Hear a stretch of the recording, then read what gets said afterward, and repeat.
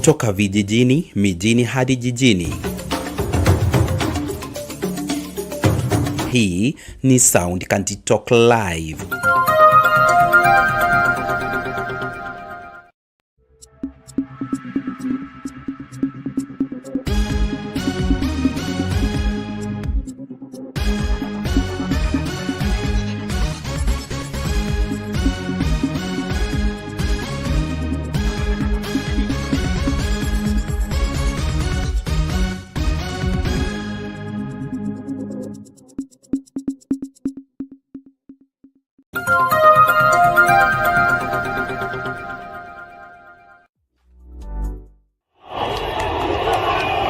But the unthinkable happened.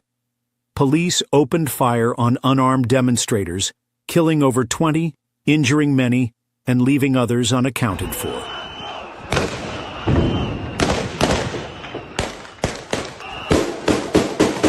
Frank was among the victims. Hit by 6 bullets, yet by God's grace, he survived. After a series of life-saving surgeries, Frank can now walk again. But the bullets left a lasting impact. He can no longer perform heavy-duty jobs to support his grandmother.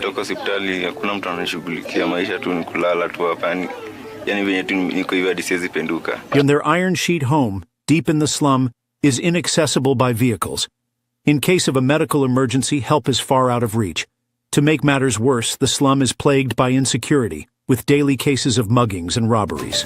Despite all these challenges, Frank dreams of finishing his education, learning a trade, and building a better life for his grandmother, the woman who has stood by him through every storm. This is where we need your help. In the short term, we aim to move Frank and his grandmother to a safer home where they can access medical care and live without constant fear. Long term, we want to support Frank in completing his education, learning a profitable skill, and starting a small business. I've faced so much, but I'm still standing. I want to work hard, take care of my grandmother, and make her proud. I just need a chance. You can be the change in Frank's life. Every contribution, big or small, will go a long way in helping this brave young man and his grandmother rebuild their lives. Let's come together and help Frank fulfill his God-given destiny. God bless you. Send your donations to Sound Candid Talk, support Frank Okoth account. The link is in the description below. Together, we can make a difference. Don't forget to subscribe, like, share this video widely, and stay tuned for more inspiring stories on Sound Candid Talk.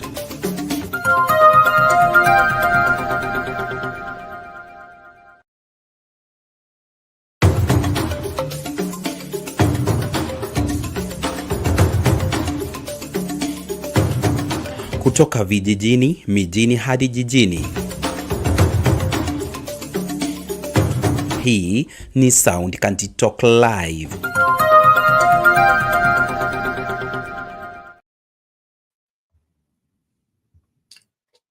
A good day, ladies and gentlemen. Thank you so much for making time to join us. This is Sound Candid Talk, open forum political discussion show. The show that gives you an opportunity to air what you feel and think about the latest development on our political front. Well, Kenya is at it again, and accusation by Sudan for their support for the rebel group that Rigathi Gachagua was talking about, the former vice president of Sudan, launching his cabinet from Nairobi. And now those accusations have not gone anywhere. And that means the complaints are up there. And then, of course, that places William Ruto's administration in a bad light and our country at risk. And we are left asking questions. Why would William Ruto be risking this much? I mean, to what end and to whose profit? You know, the Bible talks about don't let your well-doing be evil spoken of. I think we are biting more than we can chew. And of all administrations that we've had in the past, I think the William Ruto is one that is problematic when it comes to diplomatic relations and international relations. And I don't understand why.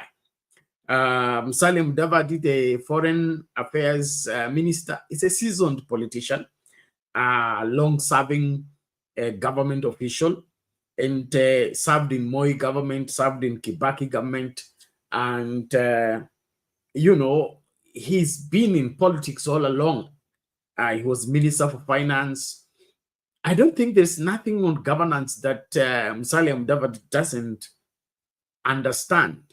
So does it mean that the interference by William Ruto and, of course, other people interested in the Sudan conflict based in Nairobi or working from Nairobi, is it that he doesn't listen to counsel from Musalia Mudavadi, or what's going on? I want to hear what you feel and think about the same, even as we start this conversation, and call upon you to be an extension of what you're doing right here, right where you are. Share the link and get more people to join so that we can have a smooth discussion. Apologies, my voice is not ordinary. I'm from church, and we had a great time in church, and so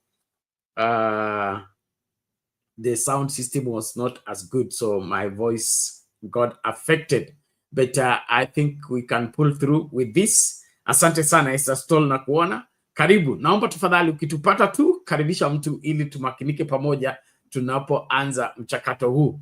Haya kijiri contra the fueling of Sudan conflict, and the Sudan government is accusing Kenya for the same. Demolitions are back again, and one of the things Gashaga was talking about, their fallout with the William Ruto, was on demolitions and inhumane way of displacing people. And it appears that has not gone. Athi River again, we had demolitions, and this time they were illegal or undercover. The story goes that people were invaded in the deep of the night at 2 a.m. and their houses were demolished while they are inside. And this, you know, some of these things you hear, they look like a movie. They look like, you know, they are fiction, but it's not. And so we'll be looking at that story. What is this demon of demolitions of houses while occupants are in those houses, and even if they are in grabbed land or illegally acquired land? I think there is a better way to go about it. So why should we expose children, women, and you know, elderly people on unnecessary, you know, trauma? All of it in the pretext of protecting the so-called private developers or those interested in the land. When will we, as a country, act in the interest of the country and in the interest of the common mwananchi? It appears that when the big man is interested in something, or the so-called elite, everything else is forgotten. That even the humane way of going about it is thrown through the window. And then our police, why do you accept to be accomplices of ills that are, you know, geared towards messing up the livelihood of the majority of the masses in this country? I think this is not acceptable. So I also want to invite your input as we start to look at this. We thought demolitions have been buried and have been forgotten, but they are back again, and it doesn't look good. While that is going on, the Kenya Kwanza politicians, especially those in the wing of William Ruto, are back again in Mount Kenya, drumming up support for William Ruto and defending his administration, especially against the accusations by former Deputy President Rigathi Gachagua and former Attorney General, as well as Minister for Public Service, Justin Muturi. And so there is a lot of explaining taking place, but I fear that the messenger sent to explain, I don't think they will do much. I don't see much coming from the same, but I would want to know what you think about the same. I really want to, I love the way our politics, come up and people become so much, red that they believe they can convince Kenyans over what is not until they swallow it and, believe it. So Sudi is one of those people who are defending the Ruto administration, but this time it's not Rift Valley, but in Mount Kenya. What is your take? Are they going to get the mountain back, or the mountain is gone and gone forever? I need that, your opinion. I will hope, Mr. Guru, if you are following, you can come and confirm. Will Sudi and, of course, the bags of cash being carried around, will it be able to melt the hearts of the people of the mountain and warm it up again towards William Ruto? And it appears William Ruto is very desperate, and from all the indicators, he seemed not to have any other place to lean on in terms of seeking his re-election except the ODM support. But that ODM support looks slippery, unpredictable, and unreliable. So what does William Ruto have that can save him?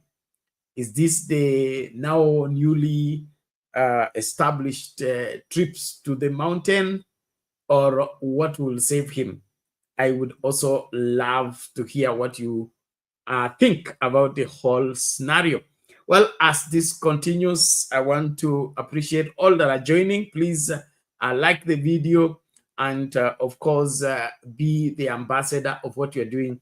Apologies, we started late again. The Tongas, whatever, complained it. But we'll be adjusting as time goes. Days become very rough, and so we have to gather strength before we are able to run the show. Well, the last story is about politicians now complaining that why are churches banning them from speaking on the pulpit after service? Now, I find that to be very fascinating, and I also leave for you to judge. But I have a small question for those politicians, especially members of parliament.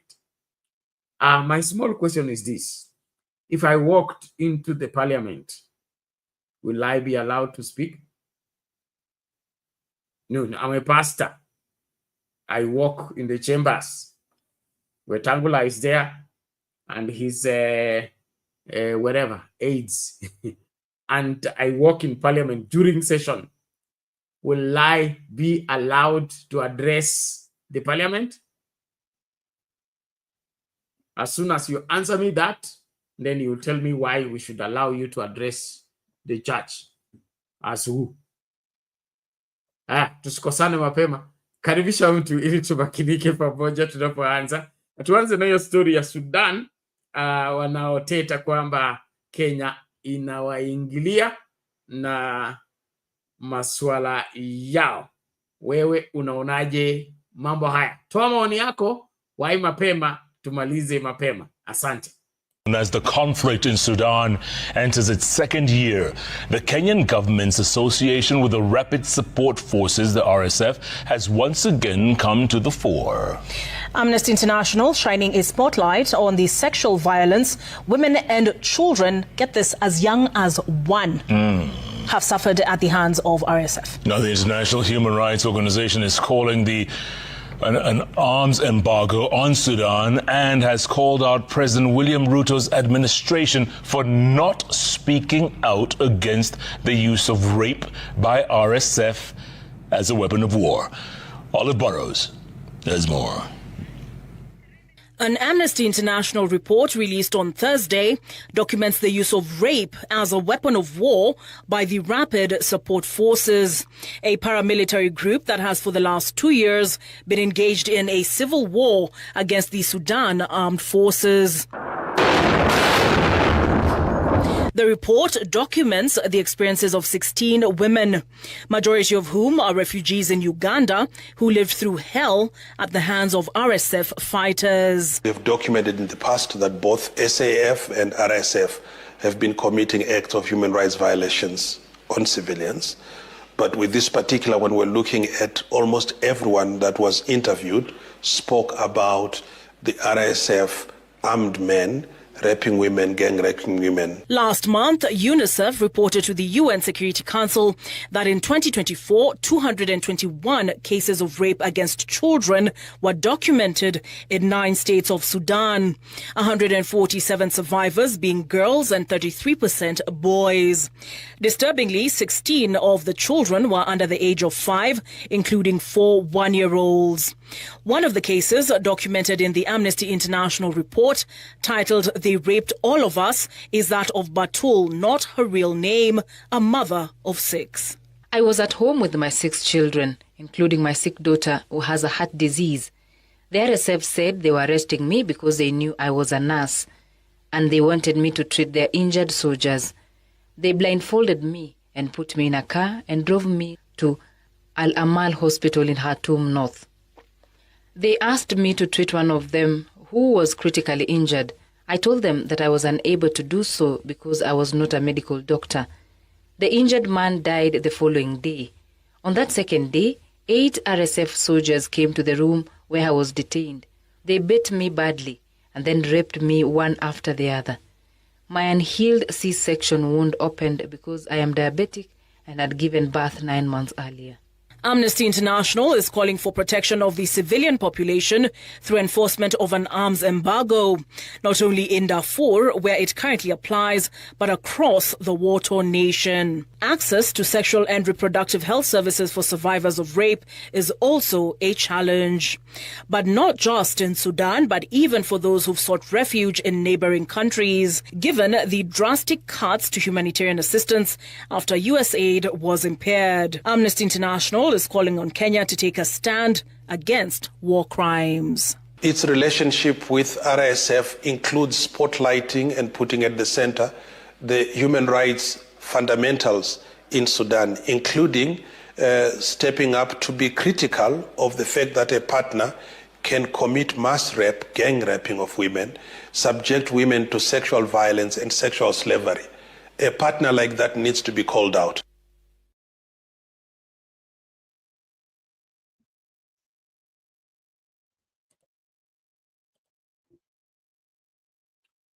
Okay, there you go. The friends of William Ruto are committing heinous crimes against humanity in Sudan. Those are accusations leveled against our beloved country called Kenya. What's going on with our land? I mean, we are a beacon of hope. We are a beacon of peace. We are big brother in this region. What's happening with our country? Have we forgotten our stance anymore, our standards, our honor and respect in the eyes of other nations? It doesn't matter anymore how we are spoken of or viewed as a people. I think it's about time we called for that inevitable national dialogue. The things that are happening in this country under the William Ruto administration require us to gather at Uhuru Park and have a serious engagement. The elders, the youth, the women, and the children, all of us together, we need to have a serious talk. Because this cannot be going on and we look the other side especially if we are doing it on the pretext that it's making money. Money is important, but money is not everything. And if we put everybody and their interactions in our life based on how much money comes in or how much money we make, I think we are missing it by far. And so what's the way forward? Because these are crimes against humanity, and they are unheard of. I mean, what is this? Who goes and rapes a 1-year-old under 5 years? I mean, what are you looking for? And so this that is going on, and then they're telling us that we are democratic and we support democracy and we are free to entertain the leaders of the same gang that is gang raping women and children. No, I don't agree with Gachagua. I don't support Gachagua's politics, but I think it's right. There are lines that when they are crossed, you take steps behind and say no.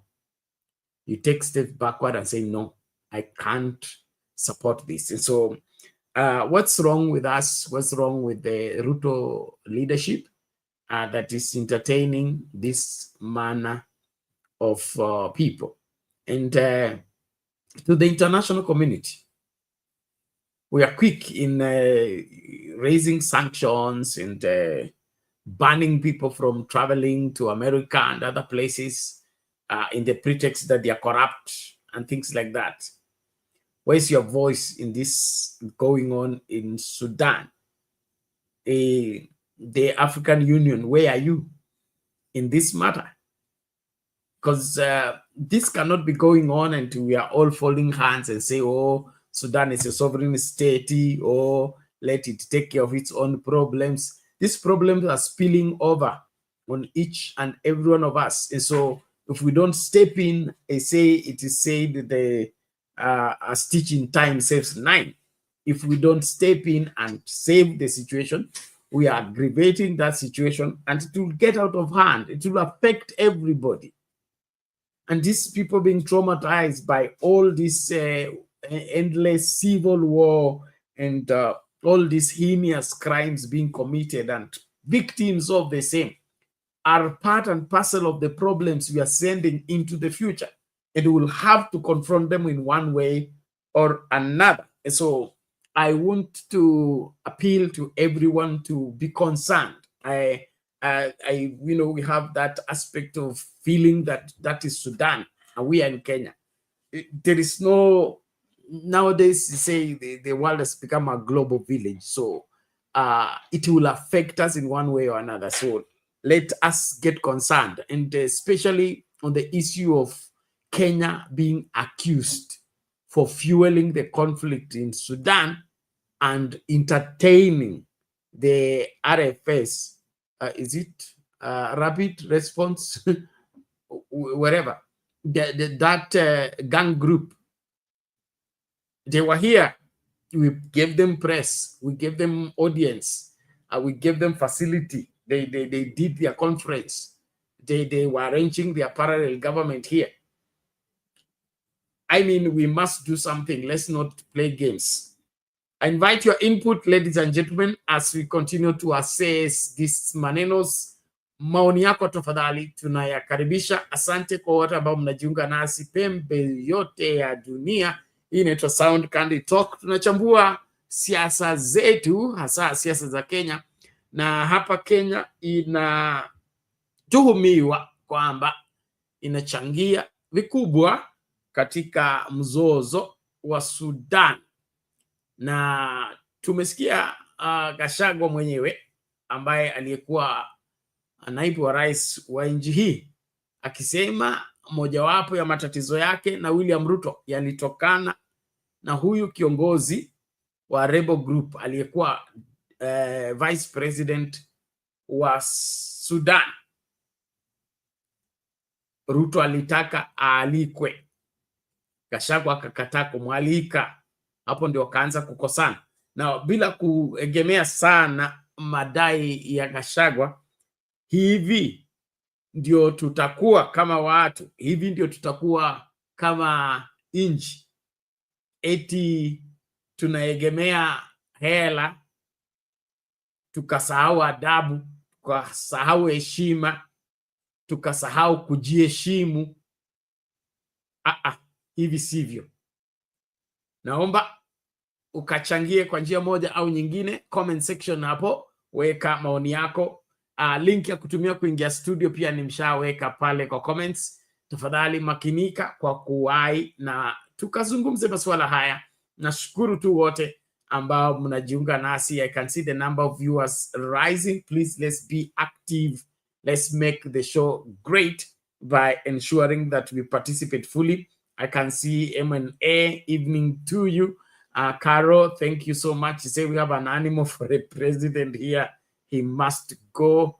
I agree. I think we need to be more aggressive and, absolute about these things, because we are playing gray and this gray is not helping. So let's have a sound stand on these matters and seek a lasting solution to the same. Is Kenya justified to be part of the conflict in Sudan? No. Should Kenya be involved in the conflict in Sudan except on the premise of trying to seek reconciliation? Yes. But if it is the one funding or helping the Sudan people get the money to buy arms and go and continue with the war, we are part of the problem and we should not be seen anywhere, especially on the table that is seeking for the lasting solution to the matter. And then, of course, the Sudan administration itself. I think they say he who fights and runs lives to fight another day. Carrying on a conflict for 2 years is too long. Let's find a lasting solution to these issues. We are all brothers. We are all one. Let's all calm down and just talk one to another. Find a lasting solution. The African setting, I believe in the African heritage.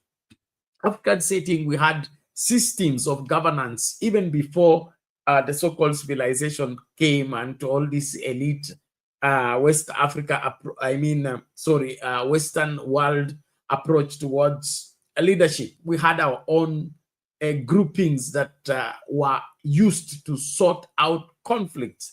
I think we need to revert to that particular system, especially in this crisis. Why can't the elders be allowed to, facilitate this kind of, arresting the conflicts before they get out of hand? And now that it's already out of hand, can somebody step up and say, no, there's no need of us continuing to fight. We are brothers. Let us find an amicable understanding of this matter. And so this is very, very important. And of course, it serves as a great lesson. I would want to point that out. Especially to us who are agitating for better governance in this country. And some of us don't care how that better governance comes. We just want it to come anyhow. But I think it's also important that as we pursue and agitate for that better governance, we need to be able to handle it responsibly. If change is not well managed, it can be disastrous. And that's what we are talking about. Sudan had a revolution, had a sudden change. And that sudden change is what has resulted in what we are having right now. What was to be a smooth transition and a short period of time is now becoming a conflict and is degenerating into a full-fledged war. And all of it is because people refused to sit down and talk. They refused to deal with the situation before it got out of hand. And that is why I encourage us as Kenyans and as a people, let us not allow things to fall completely. Let's save them. It is time to invest in salvaging what is left. And then, of course, sorting out conflicts with minimal damage. What's going on in Sudan and, of course, Congo? We saw something in, was it in Morocco, wherever? Those things are smelling bad. We are civil people. Let us look out one for another. Let us protect one another. And let us, of course, safeguard one another. This use of sword against one another, gun against one another, we will fight until we finish ourselves. To what end? To whose gain? Why? So let's grow up. Let's grow up. That may sound as an insult, but it's important. It's important. We don't need to always fight, and we don't need always to sort out our conflicts by fighting. I'm a Bible teacher, and one of the interesting stories in the Bible is that of Abraham and Lot. Okay, Abraham and Lot. Abraham is an old man. Is called by God to go to the promised land, and as on his way to the promised land, he carries his nephew, who was Lot. And the Bible says they got blessed, and the number of their livestock multiplied greatly, and they began to have scarcity of pasture to feed all their animals. And then what happened? The Bible says that there was strife, okay, between the servants of Lot and the servants of Abraham, and the conflict began, to get out of hand. And Abraham, being the elder, he expected the young man to see sense and act by, seeking better distance where they can get pasture. But it's like Lot was just enjoying the conflict, enjoying the fights, constant strife. So Abraham, the big one, okay, stood up and said, I'm taking the responsibility. Says, now there is no need for us to fight because we are brothers. I want you to note that out. There is no need for us to fight because we are brothers. He says, take the east, I will take the west. Take the north, I'll take the south. But we must know. This is very important. There is no need of us fighting. Take the east, I'll take the west. Take the north, I'll take the south. We need to have a way of sorting out our differences without fighting. Innocent lives are being lost for nothing. Putting the lives of children and women at risk for nothing. What you're fighting for, we don't see. Whether they are resources or wherever those mines and those minerals you're fighting for, none of it is going with you anywhere.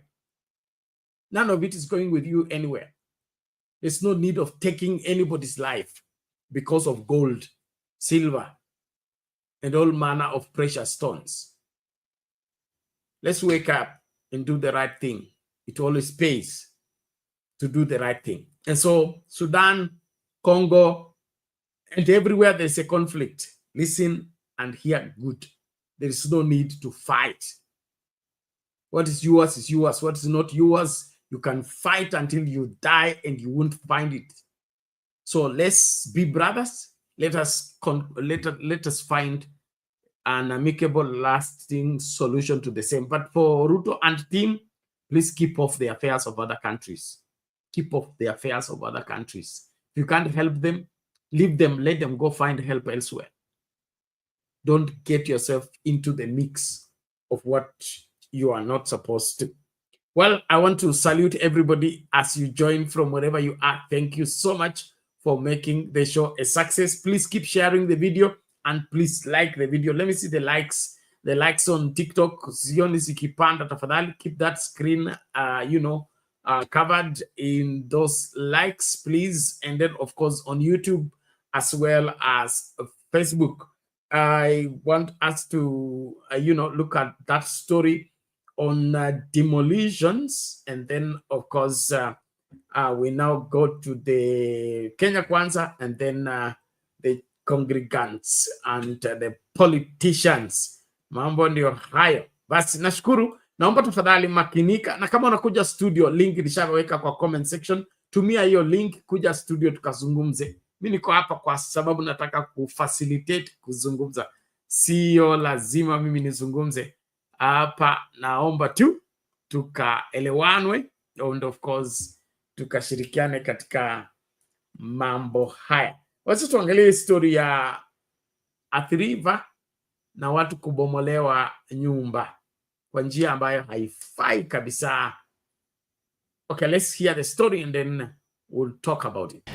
Tens of families have been left homeless after their homes at Ngelani Athi River in Machakos County were demolished. The residents claim the homes were destroyed by goons under the supervision of the police. On Saturday morning, Ngelani residents in Athi River woke up to a shocking incident that left 20 families homeless. This after tens of hired youth stormed Ngelani homes with crude weapons, destroying every structure of the 5-acre piece of land. Among victims of the demolition is Wangoi Waweru. She is yet to come to terms with the massive loss. She witnessed as Rodi youth reduced her multi-million shillings property into ruins. What has happened today is extremely sad and very unfortunate.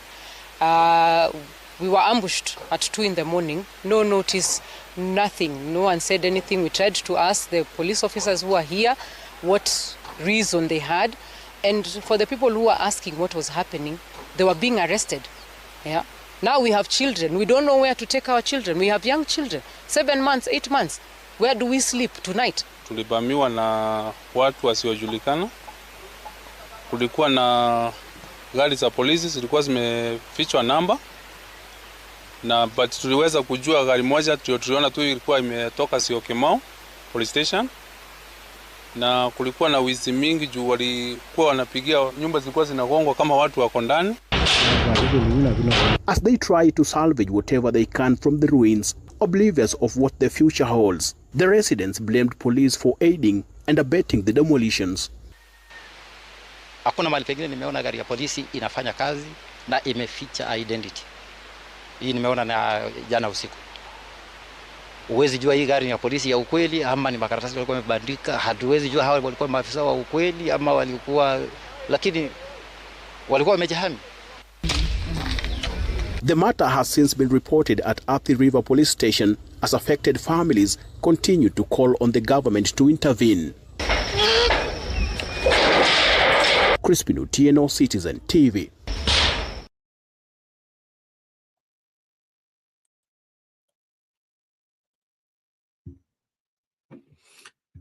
Haya, mambo ni kama hayo. Wanasema ukistaajabu ya Musa utaona ya Firauni. Bado naendelea kuuliza hilo swali tu. Tunaelekea wapi kama nchi?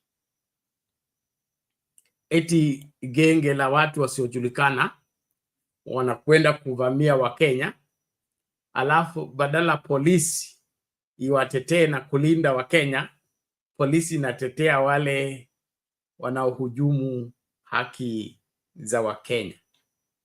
Ni nini hiki kinachoendelea?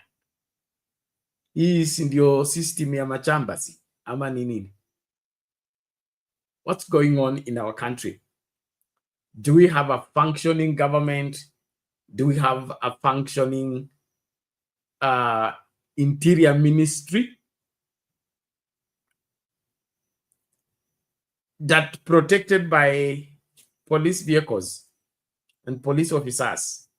People invade in the dark night at 2 a.m. to begin to demolish houses that the inhabitants are inside. I mean, what's going on? So, ni kipi hiki kinachoendelea? Naomba mnisaidie. Ni God made man, man made money, money made man mad. Is this not madness? Help me, please. Is this not madness? I mean, even if you want the money, or you love the money, or you want to grab the land, demolishing a house that has occupants inside while they are asleep, no notice, no get out, we want to demolish. Are we not going back to the primitive ages? I mean, even the primitive ages, people used sense. They were not killing people just like that or destroying lives like that. So let me please hear your opinion. Thank you so much for participating. I call upon us to be vigilant. Please, let's talk. Let's talk. Don't run away from this.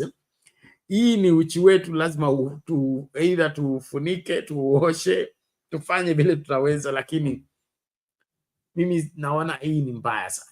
Okay? Hii ni mbaya sana na haistahili kuwa inatendeka katika karne hii. I mean, kizazi hiki. Kwa nini? Kwa nini? Kama watu wamejenga kwa shamba lisilostahili ama lisilokuwa lao, kuna njia tofauti, na njia mwafaka ni kwenda kotini. Koti ndio inapata peke yake, koti peke yake ndio kikatiba inaruhusiwa kupeana nini, huyo warrant ama court order ya kuevict watu. So hii ya kuja usiku ukitumia genge la vijana, hiyo ni koti gani imepeana? Hiyo ni sheria gani ambayo unashinikiza? Are we all turning into a nation of thugs and thuggery that we mess up livelihood just like that? So this Athi River story is very, very disturbing, very, very heartbreaking, very heartbreaking. And this is not the first one. To make matters worse, this is not the first one, and it's not the last one. So after all this swearing, there will be no demolitions, or there will be no inhumane way of handling things. It's all running our mouth without making any form of serious commitment. And look the way the place is, dead silent. Where are the politicians to raise this matter? Where are the politicians to defend these people being displaced? Even if they don't belong to your political party, even if they don't belong to your political persuasion. They are Kenyans and they have rights. Who will speak for them? Who will rise up to their defense? So it's even very, God have mercy. Okay? So the gang come to attack you in your house, supported by the police, and then you are required to go and report them to the same police station. What is this?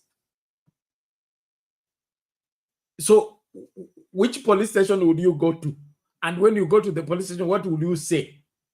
That there's a gang that has come to attack me in the house and it was protected by the police, and now I've come to report to you, police, that I'm being attacked by police, by a gang supported by police. Where will that case go to? Who is going to assist you in that kind of a matter? Can William Ruto and team do what they are required to do or vacate office?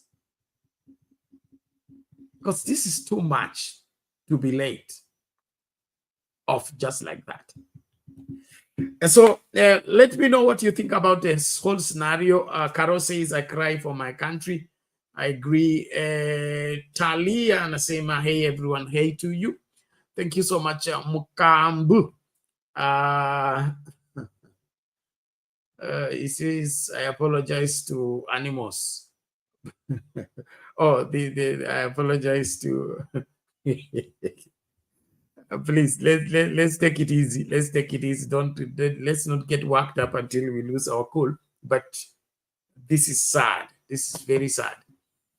Hata kama mtu amejenga kwa nyumba isiyo kwa shamba lisilo kwa lake, tusifanye hivi tafadhali.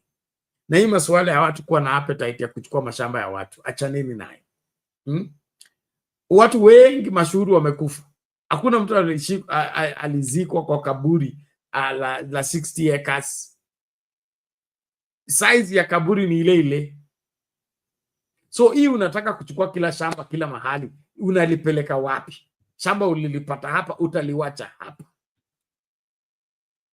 Why can't we just let people also have their own thing going? And so without going into the Ministry of Lands and how people get their land transferred, let's just settle it. These things don't have to be a matter of life and death.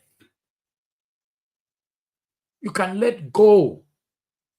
Our forefathers did not buy land, they cleared land. And so this matter of you putting lives of people at risk because you want to be so-called private developer. So children are sleeping in the cold tonight. Women are sleeping in the cold tonight because somebody wants to build his own thing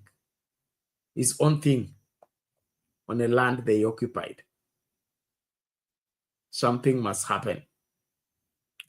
Talia says the only solution here is Ruto must go. Kenyans, let's march to State House. It is too much. I agree. It is too much. We must do something about it. And I'm becoming afraid that Kenyans are becoming complacent. They're becoming numb and beginning to tolerate these excesses without doing something about it. That's my fear, okay? My fear, there is that inoculation or immunization, where you're exposed to a degree of whatever, a virus or whichever, and then your body develops antibodies that are able to resist the disease. Kenyans are becoming complacent and they are becoming numb about the resistance of the evils in our midst. We are beginning to accommodate one after the other, one after the other, one after the other. And before long, we are going to be very much at home with a land where the law means nothing, in a land where the constitution means nothing, in a land where people are able to, are free to slay each other and nothing happens. They are free to steal from each other and nothing happens. They are free to grab what belongs to another person and nothing happens. When we let evil to thrive, we become victims of that same evil. And so we need to get our conscience back. We need to get our conscience back and begin to assess these things for what they are and reject what is evil. Those demolitions ought not to take place like that. And our security system, you must be shameless to still be breathing in and out when such things are taking place. And if there is any department or rather any sector in this country that is overstaffed and over what? I mean, the details about the security of the country is so enormous. Enormous in the sense that we have Nyumba Kumi, we have assistant chief, we have chief. Then we have county sub-county commission. Then we have county commission. Then we have regional commission. Look at that chain of command. These things should be so airtight that this kind of crimes should not be taking place. So how do we have people in a particular setting? These people are resident. They are living with the Nyumba Kumi operators, okay? Then there is demolitions to take place in the dark of the night, and mtu wa Nyumba Kumi hajui, assistant chief hajui, chief hajui, OCS hajui, hapana. So Murkomen, uko wapi? Njoo utuambie hizi demolitions na take place na nani? Kama ni polisi wako ambao wanalinda wale ambao wanabomolea watu nyumba, wapi warrant ya kusema hivyo? Wapi court order ya kusema watu wabomolewe? Na court order gani inakuanga enforced saa 8 ya usiku kama sio wizi ambao unaendelea, wizi wa kimabavu? Which court order is that is enforced at 2 a.m. in the morning while people are asleep? Haya, I leave you those questions, ladies and gentlemen. I appreciate everyone who is participating in the show. Asante sana. Naomba tafadhali tumakinike katika kutekeleza haya tunapoangazia masuala mengine. We are switching gears as we move from that demolitions. I want us to get back to politics, and thereafter I will discuss there is a mysterious disease in Kakamega has claimed one life. We'll also be looking at the same, and they are pointing to the same devil that is contributing to the deaths of many Kenyans. The devil's name is called Shah. Well, we'll be looking at that shortly. In the meantime, karibisha mtu, like video, and then I didn't even put the poll question, but I'll be putting it up shortly for you to respond to the same. So let's look at this one of the Kenya Kwanza leaders defending the Ruto administration. I don't know how you can defend this Ruto administration when such things are taking place. And improving farmers' earnings. Now, Kenya Kwanza leaders today pitched camp in the Mount Kenya region just weeks after President William Ruto's visit to the area. What was initially presented as an empowerment forum for border riders and women's groups under the bottom-up agenda soon took a political turn, with the leaders led by Deputy President Kithure Kindiki and Kapseret Member of Parliament Oscar Sudi defending the Kenya Kwanza administration. Here is Vera Mora with more. A week after President William Ruto's tour of the Mount Kenya region, Kenya Kwanza members of parliament have returned to Kiambaa in Kiambu County, pumping millions into an event originally presented as an empowerment initiative for border riders and mama mboga groups under the bottom-up agenda. But the gathering quickly took a political turn, with leaders using the platform to defend the Kenya Kwanza administration. Wakati nyinyi mulikuwa na ule viongozi wenu walikuwa, wakati kuna changamoto, mnatuambia patieni time kiongozi, wacha angangane, mpatie time. Let's give time to leadership. Wakati yetu wako na shida mnasema maastiko. Letike. Kuna biashara inajengwa na mwaka moja? Kuna biashara inajengwa na mwaka mbili? Wacha niwaambie na munisikize. Kama kuna watu wanafaa kujifunia, ni watu wa hii mlima.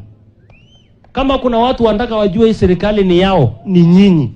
National Assembly Majority Leader Kimani Ichung'wah reassured Mount Kenya residents of their stake in the national leadership, highlighting the significant role secured by leaders from the region, underscoring the influence within the Kenya Kwanza government. Besides you as our deputy president in this government, tuko na mawaziri 7 kutoka Mount Kenya in this government. 15 principal secretaries from this Mount Kenya region.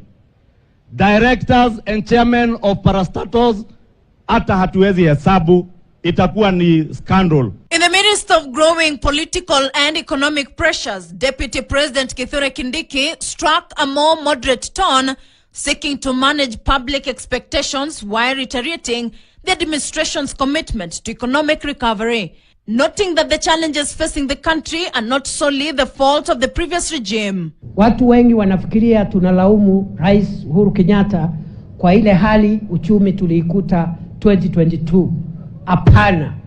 Sababu ya uchumi ya Kenya kuharibika kwa ile hali ilikuwa ni kwa sababu ya ugonjwa wa COVID-19 ambao ulifanya uchumi wa Kenya ufungwe kwa zaidi ya miaka miwili.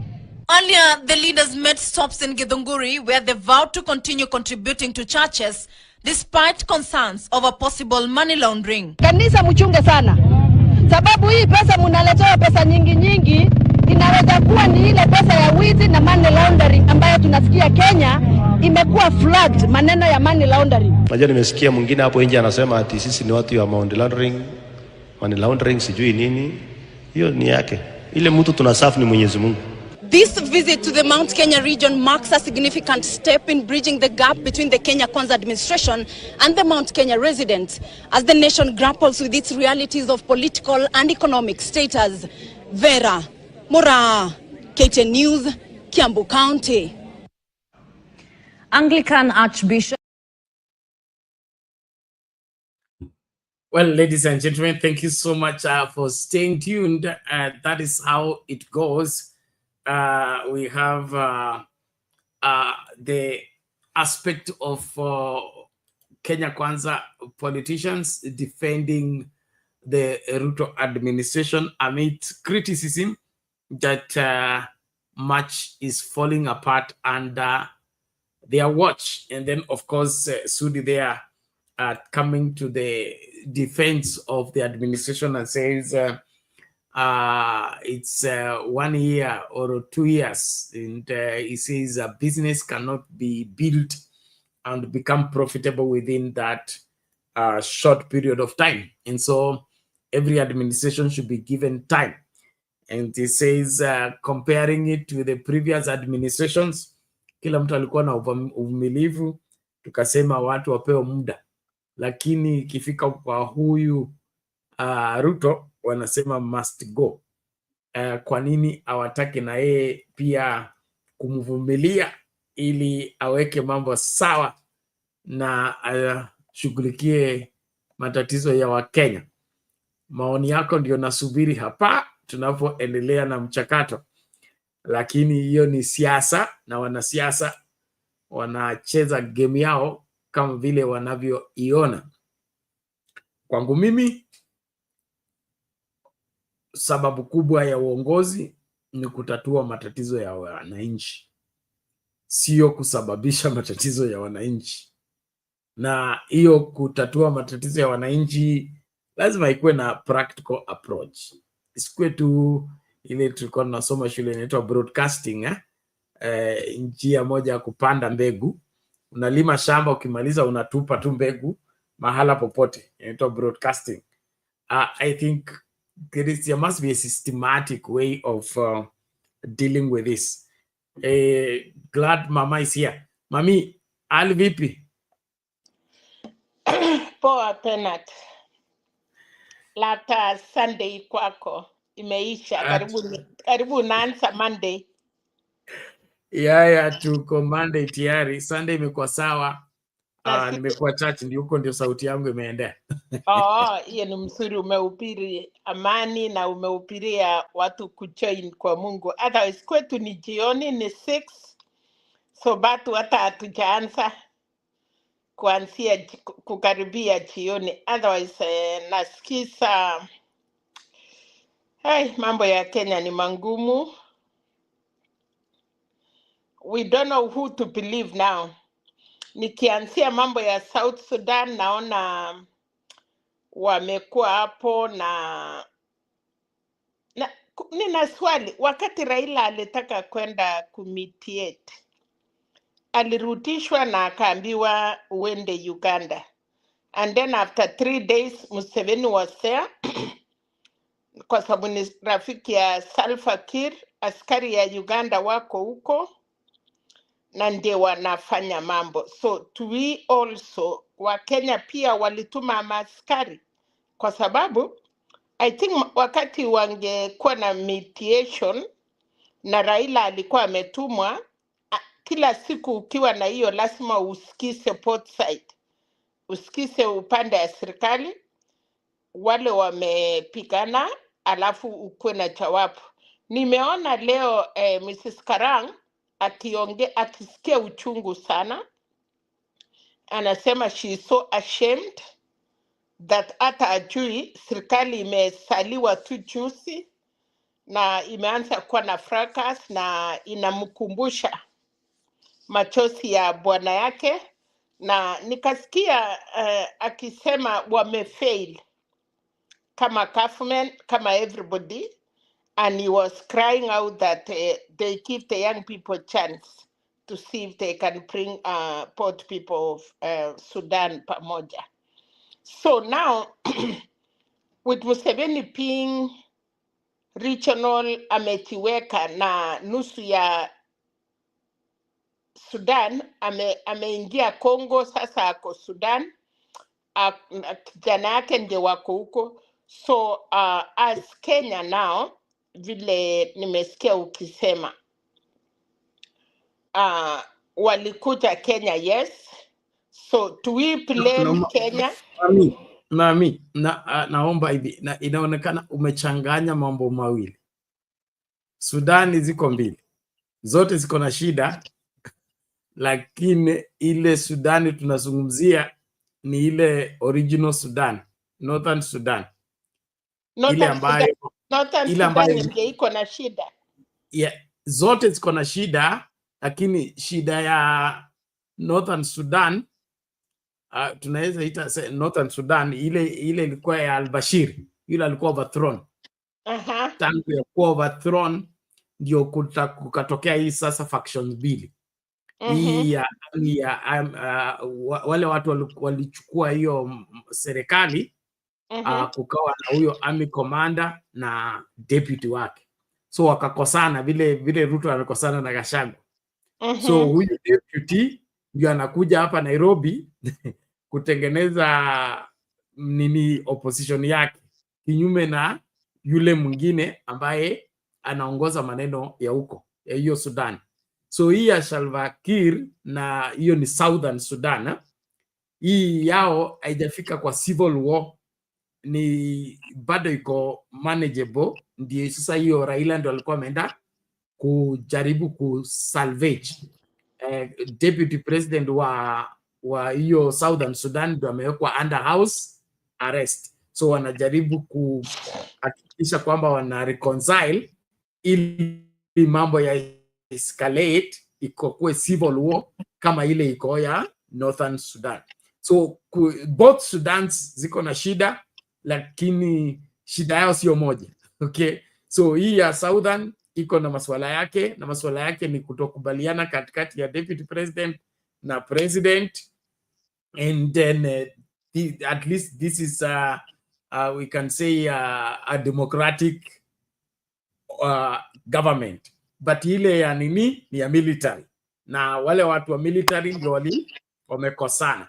So tunapoangazia, tungependa wasikilizaji ama watazamaji waelewe hivyo, tusichanganye mambo mbili. So hii ya Museveni, Raila and Salva Kiir and the other man, what is his name, hiyo ni tofauti na hii ambayo tunazungumzia. The Sudan that is accusing Kenya for fueling conflict ni ile Gachagua alikuwa anazungumzia hao watu wa RSF. Yeah. Okay, I understand. Kwa sababu nilitaka kuelewa hivyo, and hiyo ya North Sudan wakati walipigana kwanza, kuna group ilitaka kujiunda okay, North Sudan, they are brothers of Muslim with majority black Muslim and the Arabu, I don't know how they call them. Na wakati South Sudan ilijitenga, kuna hiyo Nile, sijui wanaitwa nini hiyo, walitaka pia wakuwe na nchi yao, or wangeruhusiwa kuungana na South Sudan, kwa sababu I think they are the same clan ama I don't know, kuna vile inaenda na I'm sure wale walikuja Nairobi, it is that group hiyo wanakaa kama South Sudan, wale watu Africans, Muslim Africans, and they are Muslim like Warabu, I don't know how we call them, that one. So let me not go much there, because hiyo conflict imekuwa na wana serikali walitoa Al-Bashir wakifikiria wataelewana, and now Kenya, so that one let me not go in there.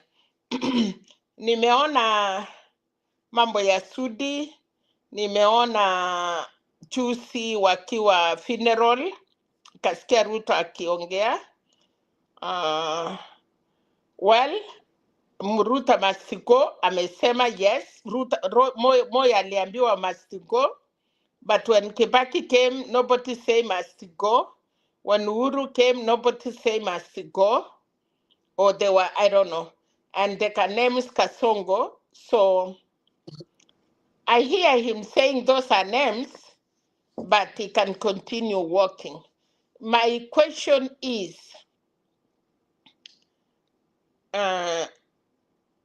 ukiwa na kanisa na wafuasi wase wa kanisa, some of the pastors na wahuduma wanaitwa nini, wahudumi,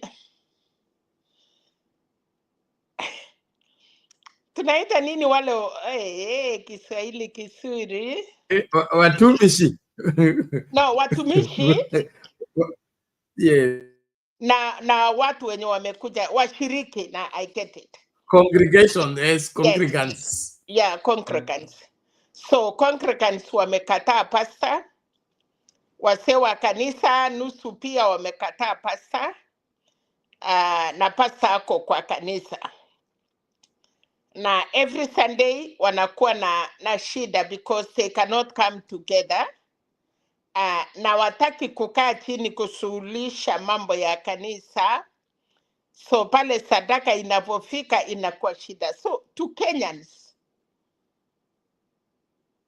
watu walichua, serikali waliweka was not up to date, na walitulazimisha wakasema yes, we want them.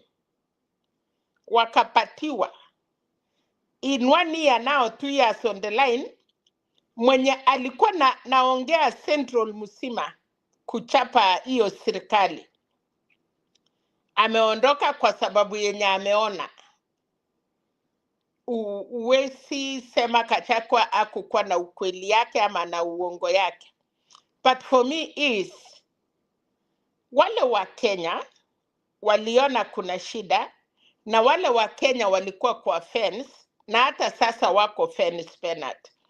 So tumeongea, and like people are not, unajua saile unasema kama kiatu inakufinya ama una sindano kwa mkuu, na unajaribu kuambia wengine unisaidie nitoe hii mimba imeniuma. Hata mtoto yako hawezi jua hiyo mimba, unasikia hiyo usaa, unalia utolewe hiyo usaa, at least mkuu ipone ama utembee.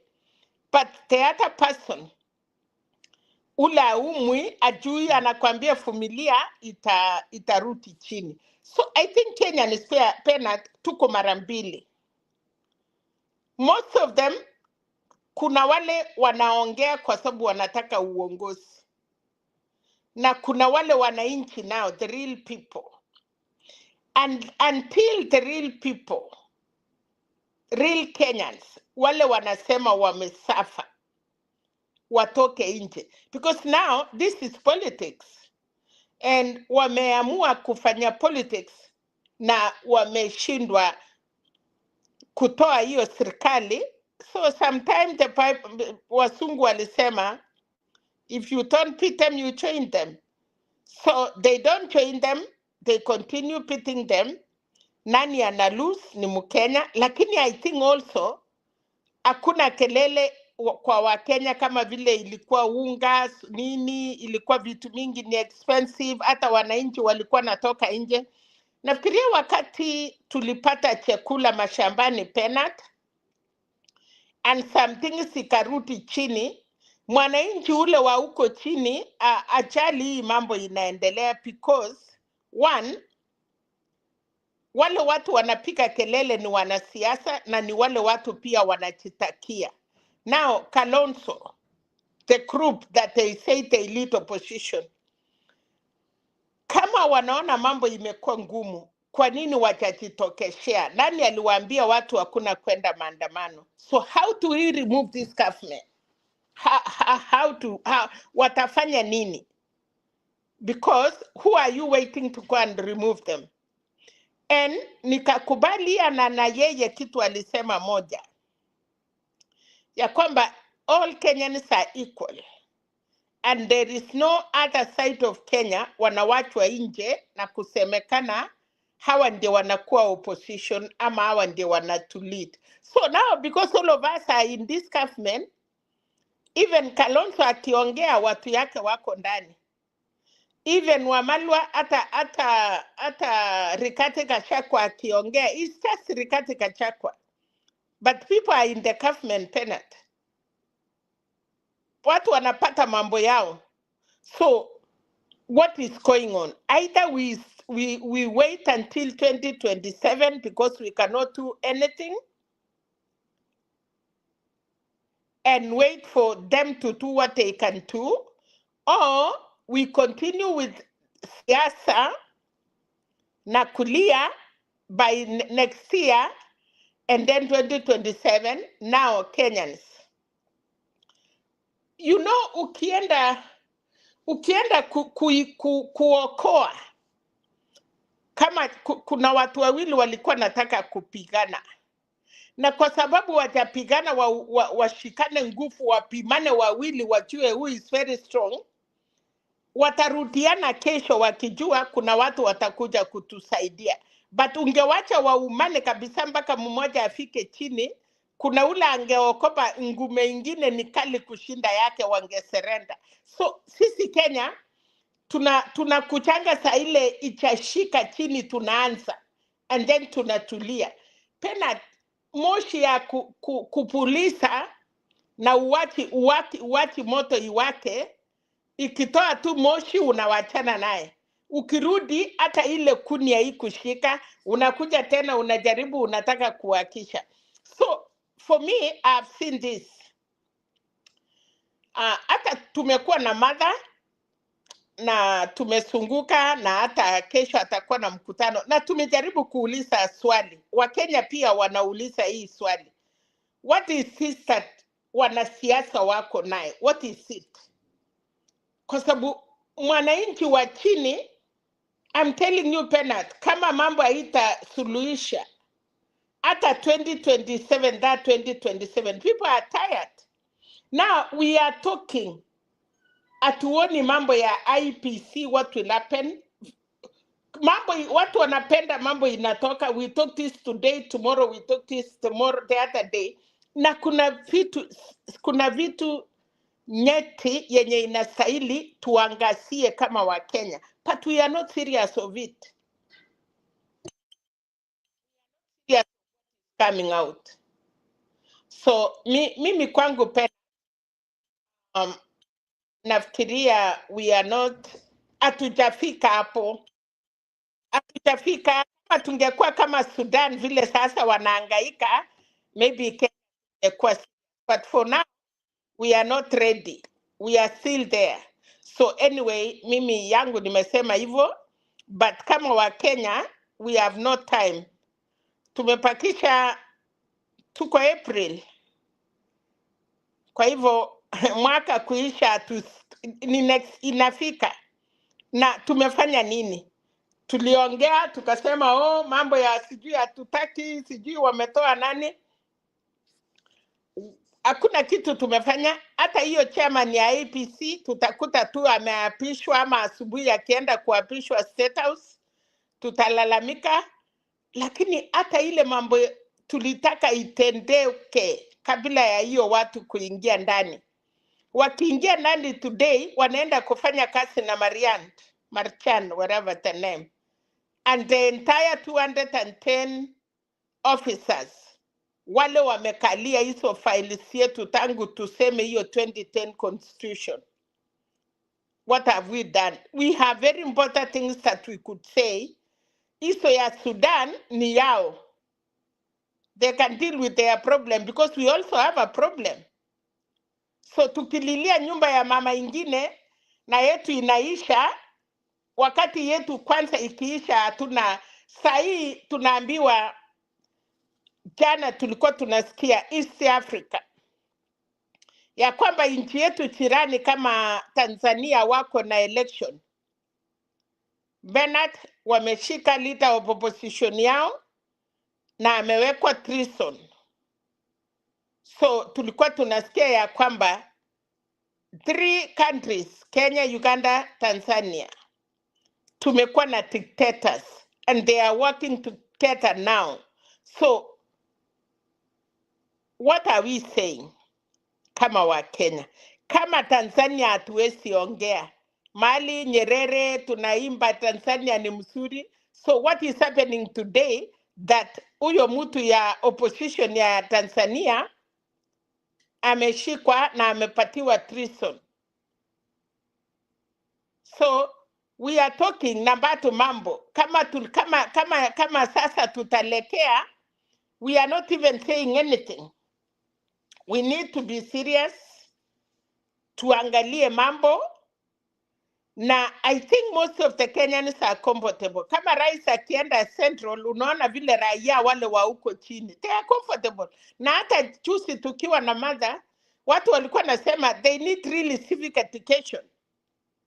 What we are saying ni iko kwa internet, lakini ukienda kwa Crown, kwa Wanjiko, they don't see a problem.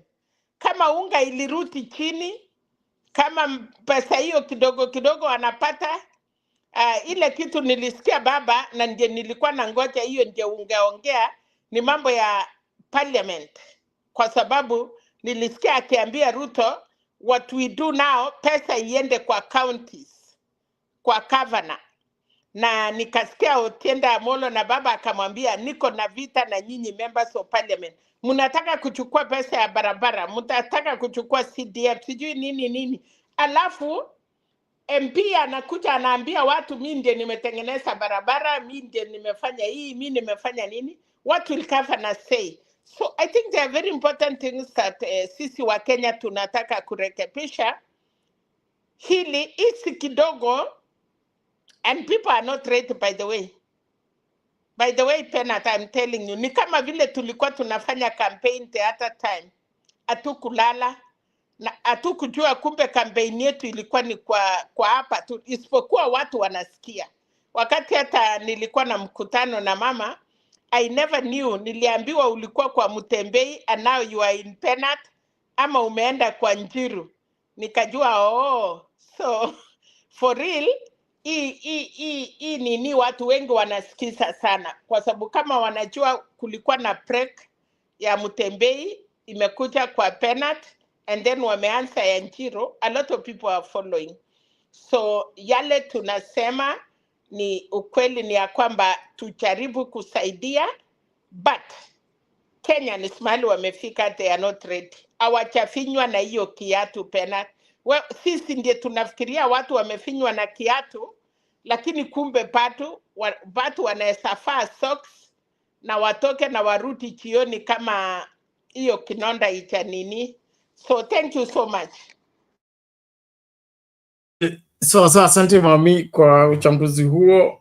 Mambo ni mengi na mengine yanachanganya, lakini mengine yana uwazi.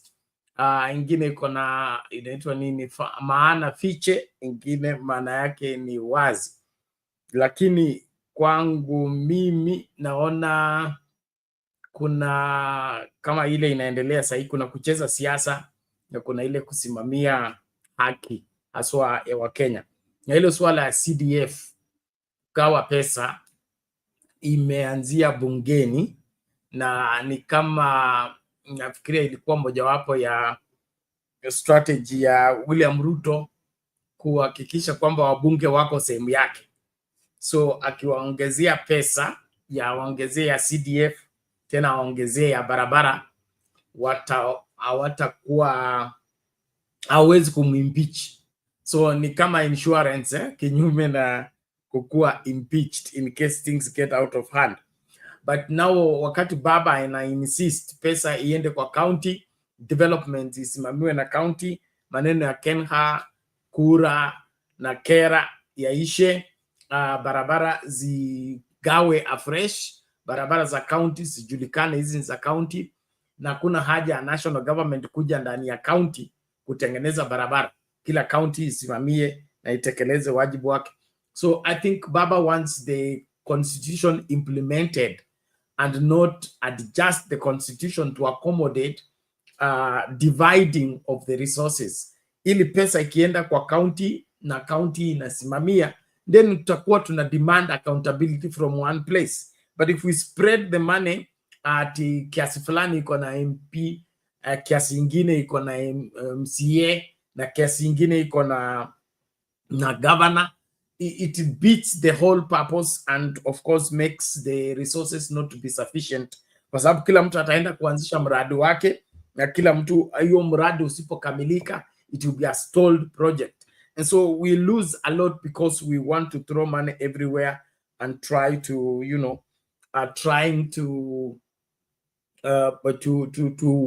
I think pacify unnecessary hearts or minds of people who don't I think who need to know their role and play their role and not begin to mix themselves with the being oversight people as well as implementers of the same. And so I believe what Baba is talking about should be listened to, and we should be able to deduce that. Just let the constitution work, and if we let the constitution work, we will have done this country a great service. But continuing to frustrate the constitution and you know, trying to make things out of a serious document like the constitution, we want to deceive, we want to defeat it cleverly by trying to make allocations using acts of parliament when there are institutions established by the constitutions that should be doing what they should be doing. And so kuna wale ambao wanasema mazungumzo yaliyokuwa kwa hayo matanga yalionyesha, kuna picha hapo inaonyesha kuna picha ya aswa ODM kutokubaliana kwa mambo mengi. Kuna wale ambao wanasema ODM isichanganye na serikali, na kuna wale wanasema ODM ifanye kazi na nini, na serikali. So mzozo huko katikati ya ODM, na kuna wale ambao wanataka kutoroka na chama wamnyang'anye baba. So iko mambo mingi tu hapo, lakini kwangu mimi naomba tuangazie ile swala ambalo ni haswa linalenga mwananchi wa kawaida na linalenga maisha ya kila mwananchi. Mamia amezungumza kuhusu bei ya unga kuteremka, na Ruto naye akazungumza kuhusu bei ya stima, na kile ambacho huwa sipendi ni kwamba Ruto anazungumza kuhusu dola kuanguka kutoka 169 mpaka 129, na atuambii kwamba hiyo dola iliruka kutoka 120 ikafika 169 chini ya uongozi wake, haikuwa chini ya uongozi ya Uhuru Kenyatta. So akirekebisha kile ambacho aliharibu, astahili kupigwa makofi.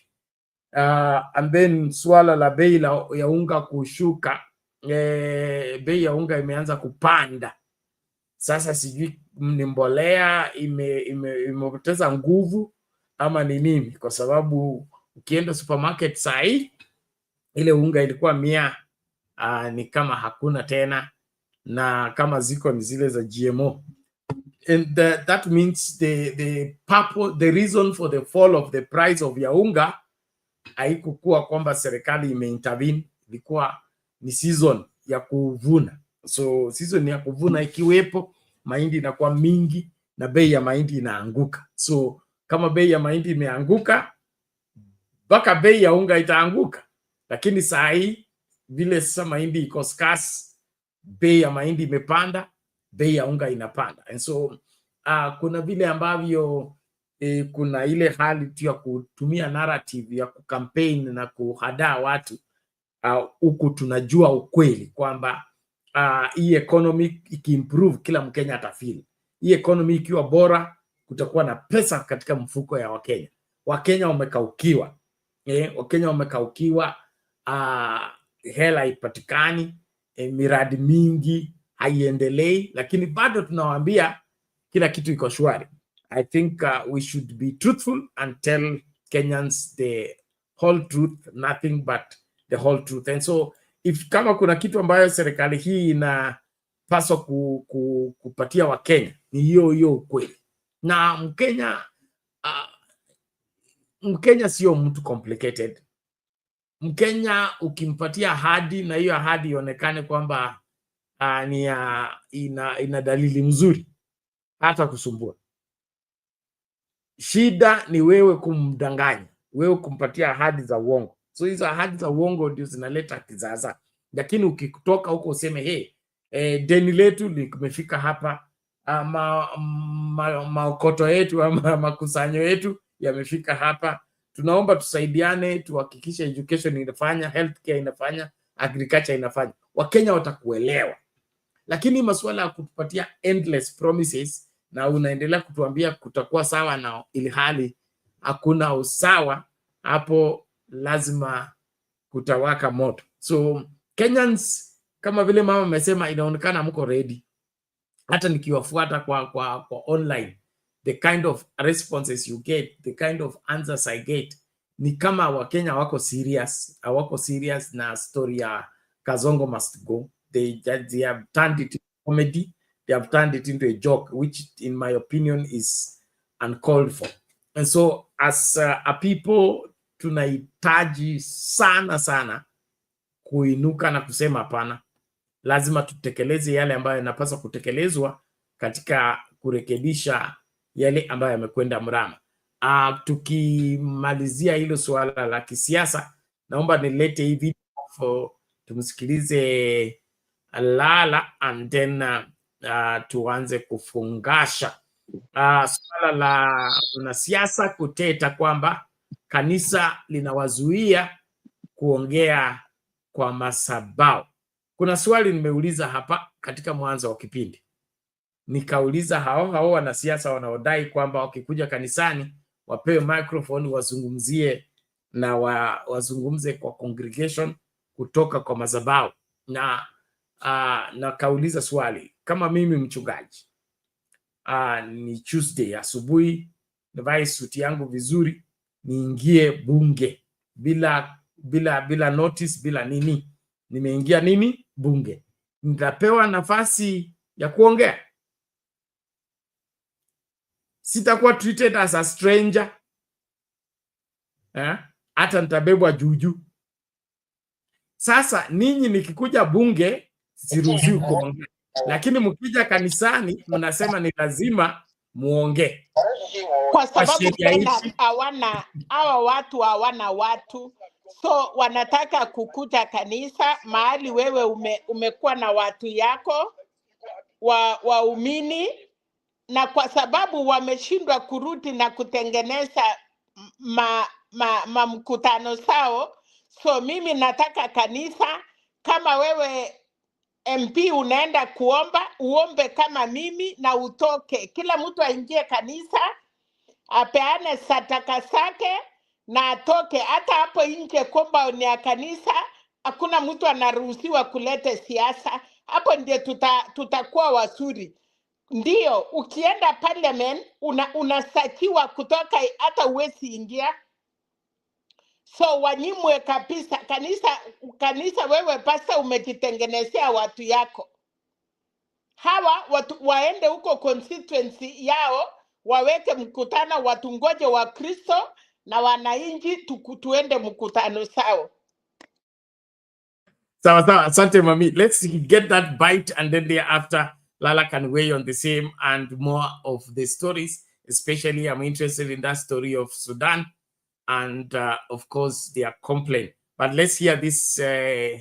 Politics, a section of politicians have faulted the decision by some churches to deny them an opportunity to address the church congregation. Speaking after attending a church service in PCA Gadhaidi Church in Githunguri, where they were denied audience, the political leaders led by Kiambu County Woman Representative Anne Wamrada urged religious leaders to rethink the decision.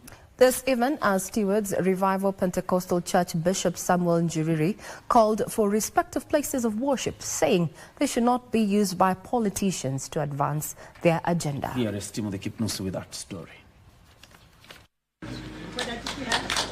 The decision by a section of religious leaders to deny politicians a chance to address congregants in various parts of the country appears to be receiving a pushback from a section of members of the political class. Kiambu County Woman Representative Anne Wamrada says the decision is ill-informed urging the religious leaders to rethink the move. Sisi wote ni watu wa kanisa. Na kwa hivyo mchungaji, jambo moja hata sisi tunakubaliana na wewe. Kuna wakati mambo yanaendanga yanakuwa overboard. Inakuwa imezidi zaidi, lakini sasa sisi tumejua ni lazima tuheshimu kanisa. Jesus has come to our church today. In a rejoinder, Stewards Revival Pentecostal Church Bishop Samuel Njiriri said places of worship need to be respected and not to be used to advance political interests. Hata kama tunaruhusu politician because wengine ni washirika wetu, ni vizuri wale ambao tunaongoza tunaonyesha mahali patakatifu paheshimiwe. Kuna vita zingine na maneno mengine hayastahili, especially kwa madhabahu. Tunawapenda, but the atmosphere these days is very bad. Mnaweza mkasema jambo, mkaona watu wanatokea huko tujue waje na hatutaki. Mimi mwenyewe nimeleta shilingi bilioni 2. During the church service at PCA Gadaitha, the debate on hefty donations to churches was revisited, with a section of leaders reading from different scripts. Kenya inatumika kama center ya wizi wa gold ambazo zinauzwa, zinatoa hiyo pesa ambayo ni pesa chafu, inaitwa money laundering. Najua nimesikia mwingine hapo nje anasema ati sisi ni watu wa money laundering sijui nini. Hiyo ni yake. Ile mtu tunasafu ni Mwenyezi Mungu. Si ni kweli? Ukitoa unatolea nani? Mwenyezi Mungu. The recent cases of violence witnessed in places of worship, including a bizarre case of a preacher assaulting a member of his church, has also been condemned. Wanafunzi na ni wanafunzi wa Yesu. Si Yesu aliwakuta wamelala? Mara ngapi? Akikuta wamelala anafanya nini? Anawaamsha pole pole. Anawaambia mfanye nini? Amkeni. The youth have also been urged to be wary of politicians who want to use them to advance their selfish interests. Vijana wetu msiruhusu the politician kuwabeba na pewa pesa kidogo ya kwenda pengine kuharibu amani ama kuharibu mikutano ya wengine. Nasikia uchungu sana kama hawa watoto wakipelekwa kule alafu wanapigwa tear gas. Na kweli kuna kuwa siasa mbaya, mambo mabaya. Sisi wazazi ndio tunakaa na hawa watoto, tunawachunga. Wakati wengine wanasoma, wale wameumia wanaachwa nyumbani na wanarudishwa nyuma. Timothy Kipnusu for Sunday Express.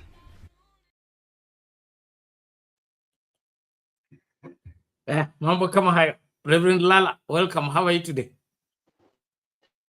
I'm well, Bernard. How are you? I can see Mama Selina na wenzetu ambao wako huko nyuma. Mjambo. Tujambo, karibu. Asante. Wacha nichangie kidogo kuhusu politicians access to churches. I want to just give an example of how we do it over here. I'm a Kenyan. Mimi ni mchungaji hapa Amerikano. Na vile tunafanya ni hivi.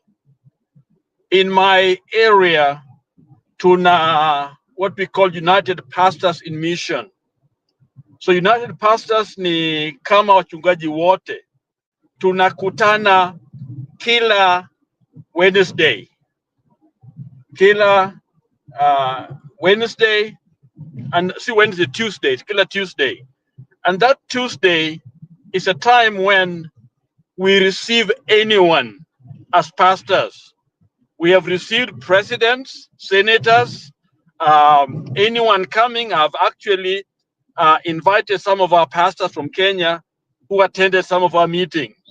And this meeting is where we as pastors discuss the agenda that affect all our people. So we welcome politicians, we welcome anyone with a good idea on how they can contribute to the welfare of our community. And here is the place where you can talk to a pastor about your idea, your agenda, then a pastor can invite you into their congregation. And when you go to the congregation, we already know what you are coming to discuss. Okay, maybe an idea, an agenda that you'd want to share with the people, and so many things that politicians can contribute to the development of the church and the community. So in that way, we know what they're coming to do, and we know what we don't want, and they already know. So we invite them that way. On the other hand, also, a church has to be neutral. Okay, here we have Democrat, Republican. You cannot close your pulpit, or you don't, not the pulpit, but the church for Democrat or Republican. In other words, all of them are welcome, but you drive the agenda. If they are campaigning because they have got a good idea that can be able to help the community, then you share that particular agenda, and somebody else with a competing agenda can also be must also be allowed to share the same thing, to their own agenda. That is, in other words, your job is not to support one candidate or the other on the pulpit. In fact, if you do that, you will lose your status as a non-profit organization.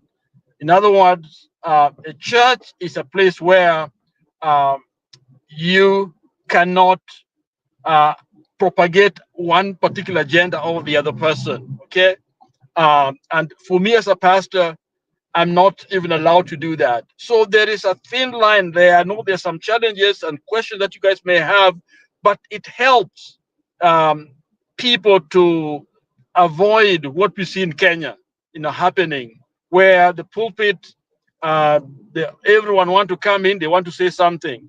On the other hand, it's something else. Let me say this: that when these people come to the church, they address the congregation in most cases from where the lay people are, not they're the one who is now the center in the church. They come in as anyone can come to the church, and then at the time of an idea that they have, you invite them to come and share what they have, so they don't take over the church. But in Kenya, what we do is we open up the church so that the more money they give, the more prominence, the more access they're given to the church. And so they come in and buy uniforms, and now the church is now choir singing for them. That is what we are trying to avoid over here.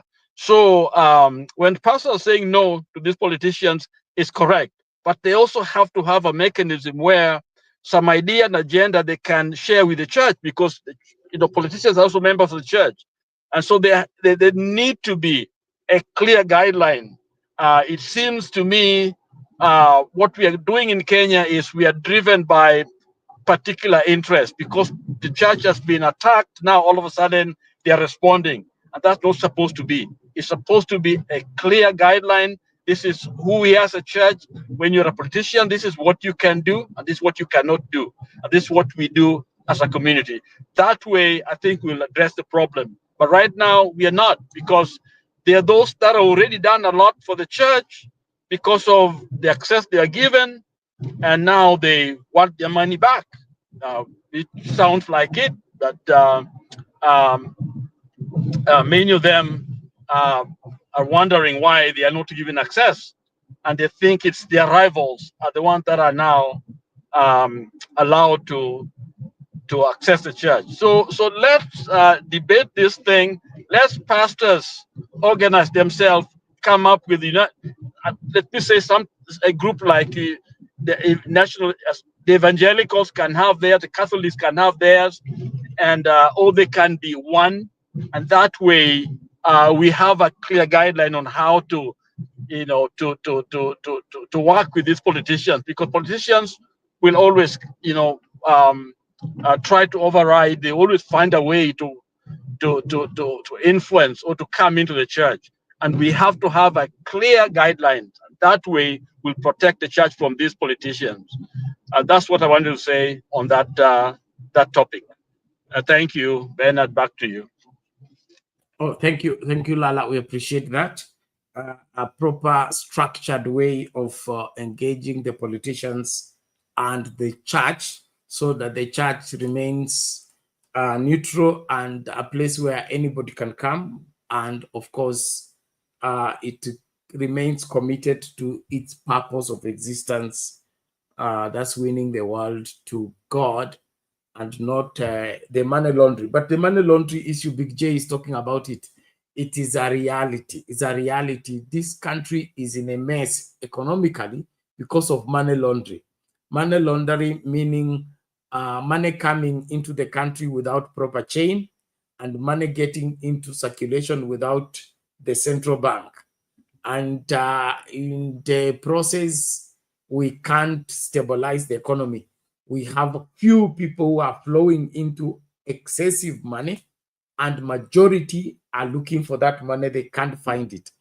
And so this business of 2 million, 20 million, 5 million, and all that is not, it doesn't look genuine. It doesn't look genuine, and doesn't look without attached strings. In the, I don't see we have people who are running businesses that are able to give 20 million every week. I mean, ni biashara gani hiyo ambayo inatengeneza pesa mingi namna hiyo mpaka 20 every week? That's something Kenyans, we need to relook at this keenly, and of course be able to address it. But I agree with Lala and even Mama. Politicians should go and arrange their own meetings, and invite us, will go. But this business ya kudoea washirika kanisani bila nidhamu haikubaliki. Yes, Lala. I wanted to comment on that money laundry because it's a very serious issue. Can I say something? Yes, go ahead. And we're beginning to call it a day. In our little church here in Ohio, we had a young Kenyan who wanted to start a business. And of course, we prayed for him, and he began a business. He moved to the capital, Washington, D.C., and he was doing very, very well. I won't want to go more into detail. And he began a business. He began doing some business in Kenya. So he opened a space to do the business. And he tells me, this is what he was reporting to me. At one time, a group of so-called investors or business people came to his office, and they came with $80 million cash. $80 million cash in Kenya. Okay? And he was shocked. He was terrified. He was scared.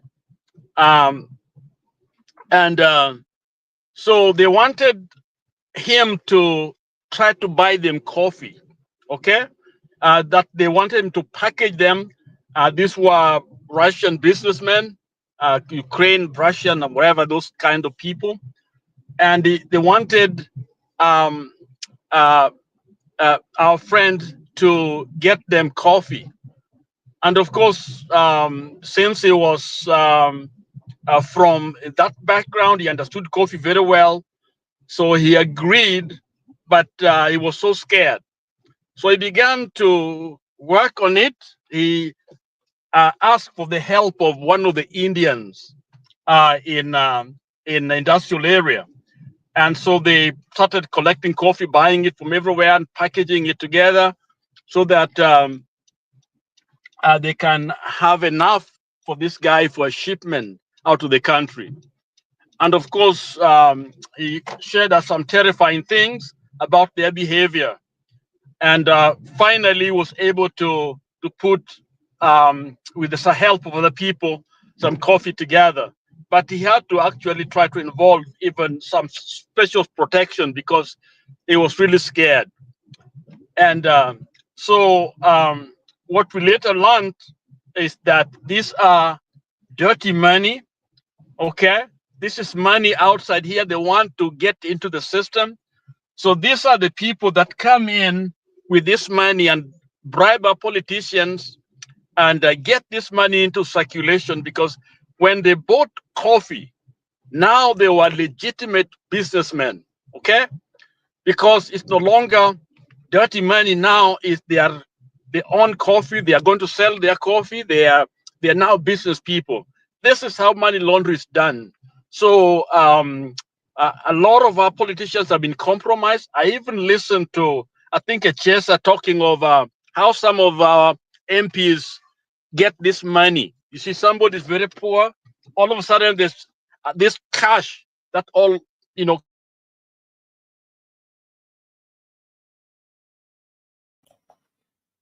Lala, we have lost you. Groups around the world that are looking for a place to get this money in.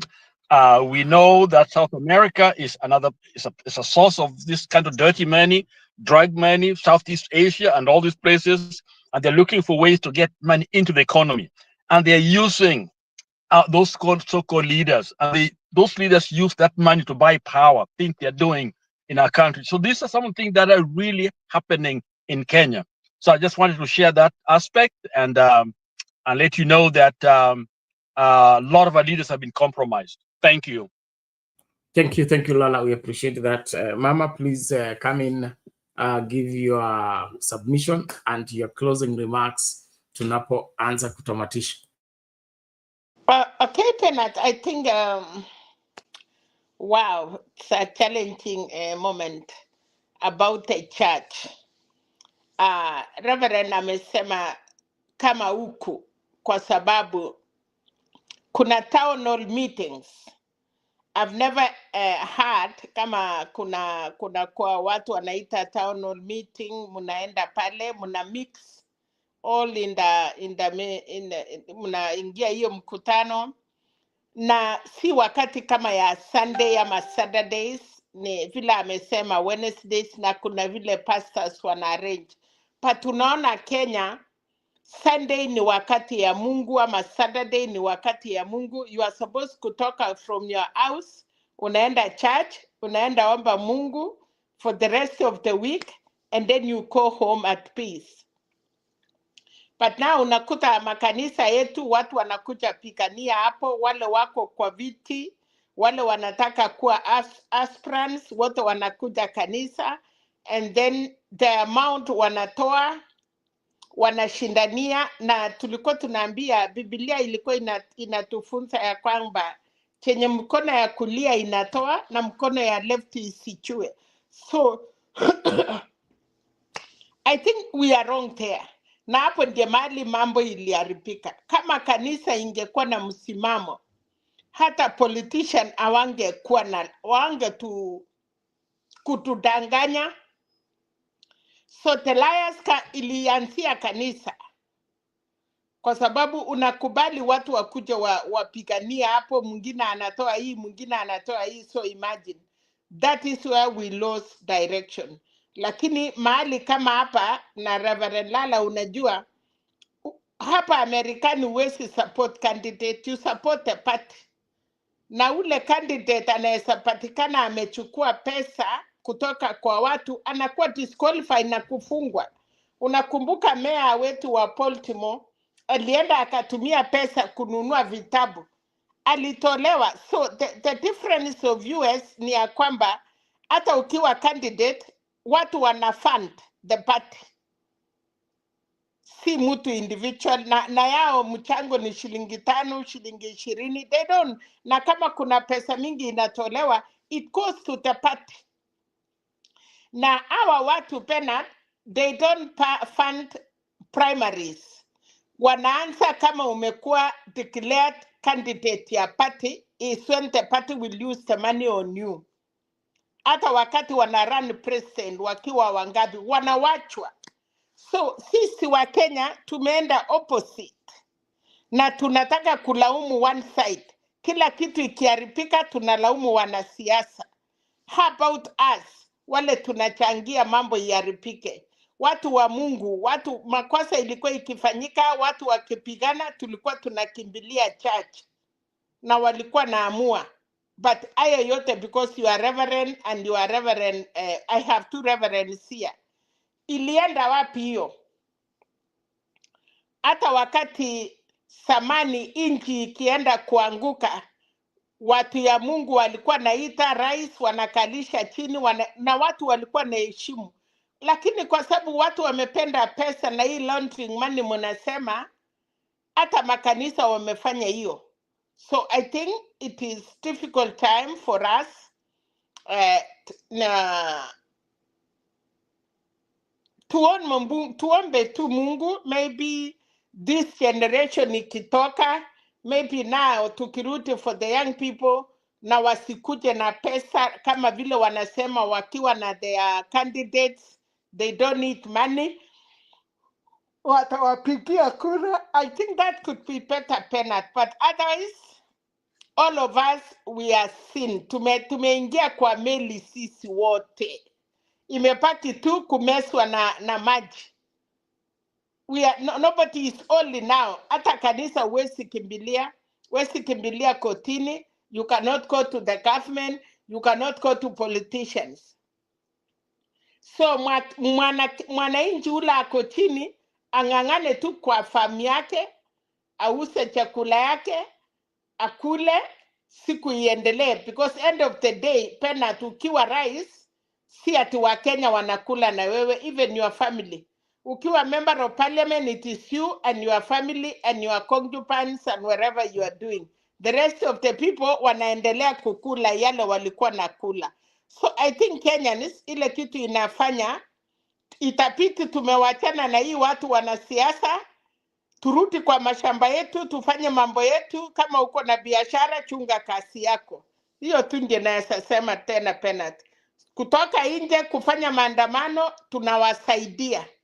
So wacha waleto, kama ni maandamano, watoto yao wakuje wapigane. Sisi wengine tutulie. Asante. Hayo ndio my last remarks. Okay, asante mami, tunashukuru na tunaamini kwamba katika kuongea tutapata afueni kama wa Kenya na tukue na msimamo ambao unaeleweka. Tunashukuru pia na ripoti yako na Martha Karua. Tunakutuma uliza yeye maswali, atueleze hii mambo iko wapi. Yeye walidai kwamba ndio leader wa opposition. What are they opposing? And what are the plans that are underway in terms of helping this country? Dile tunasikia tu Gen Z, this what is their relationship with Gen Z? Where are these Gen Zs they are banking on? And hii uhasama ambao inaendelezwa kwamba wale wote ambao wanakubaliana na Kasongo ni adui wa Wakenya na hiyo mambo ingine. Tutakuwa na siasa ambayo mtatuambia huyu ni bora kwa sababu ana hii na hii na hii, badala ya kutuambia huyu ni mbaya, huyu hafai, huyu anini. Tuambie na wewe ni kipi ambacho unakisimamia ambacho ni kizuri, kitakachofurahisha Wakenya na Wakenya waone kwamba watakuwa salama mikononi mwako. Mbona kila mtu anageuza, anataka kufanya ile siasa ya kulaumu ile mwingine, kumchapa ile mwingine, kumkosoa ile mwingine. Na wewe situambie wewe ni mrefu, wewe ni tall, wewe ni handsome, wewe ni God fearing, wewe ni humble, wewe ni tuone hiyo tabia yako na itufurahishe na sisi tukupigie kura. Lakini wewe kuja kutuambia huyo hafai, huyo ni mjinga, huyo ni mwizi, huyo nini, tutapataje kupona kama kila mtu atakuwa sasa ni kushambuliana badala ya kupatia Wakenya nafasi ya kuchagua kati ya hawa watu wawili, watatu, wanne, nani anafaa kushikilia Kenya, nani atafaa kusaidia Kenya. So ningependa hiyo maswali mnitafutie majibu. Mimi natafuta ile siasa ile tulikuwa nayo ya kitambo, ile ilikuwa watu wanaaminiwa kwa kuwa aminifu. Lakini siasa ya ukora, ya kuibiana, kununuliana, kukatana miguu is strange, na ndio hiyo inasaidia kuharibu nchi. Sawa. So, and then, of course, before you even respond to that, Lala is here. There is this reported mysterious sickness in Kakamega. Ningependa tumalizie kwa hilo. Elsewhere, one person has been reported dead while 11 others have been hospitalized following an outbreak of a mysterious illness in Baka village, Ikholomani constituency, Kakamega County. The family of the deceased, the 26-year-old Faith Landam, who died after falling ill, said that their kin complained of body pains, headache and diarrhea 2 days before her death. Diarrhea, chest pains and extreme fatigue. Hata huyu mtoto nimeshindwa kwa maana niliamka asubuhi alilala tu vizuri kwa hii nyumba. Hata hakuwa anafanyako vile anafanyanga hapana. Hakuonyeshako dalili yeye ni mgonjwa mwenye anaweza kufa. Officials visited the village to ascertain the situation. Kwa sasa hatujajua kiini cha magonjwa haya, lakini madaktari wangu wanafanya kazi kuchunguza ili waweze kujua kama kuna outbreak yoyote ya magonjwa katika eneo hili ama ni magonjwa tu ya kawaida ambayo ililemea watu wetu. The health officials collected samples which have been taken for further analysis, even as residents have been urged to seek immediate medical attention should they fall sick. Hatutakuwa na mengi ya kusema kwa wakati huu, ili tutasubiri matokeo kutoka maabara yetu ya hospitali kwa wale wauguzi wetu, madaktari ambao wanashughulikia hili jambo. Wakishatupatia hali kamili, wakishajua kiini cha magonjwa haya, ndiposa sasa tutakuja na tuelezee wananchi wa Kakamega haswa kabisa ni nini kilisababisha hao wenzetu kuwa wagonjwa. The residents are, however, expressing frustration for the time as challenges in accessing medical care under the Social Health Authority platform. Hata mimi wiki jana nilikuwa na watoto wachukuu wangu watatu, wote walikuwa wagonjwa sana. Hawakuwa wakisimama, hawakuwa wanakula, walikuwa wanatapika. Nikienda kwa usiku wananiambia lazima niende nitafute hiyo kitu yao sha, na mimi sina pesa. Ndio umeona imefika hii kiwango ambao tunaomba serikali iweke mataa kwa hospitali. At least mgonjwa akienda hapo, hata kama hana sha, wamuelekeze anaweza kujiandikisha namna gani. Joseph Ohungu for Lunchtime News.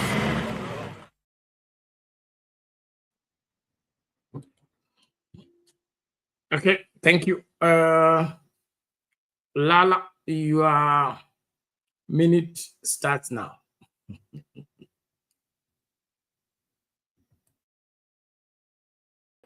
Give me a minute.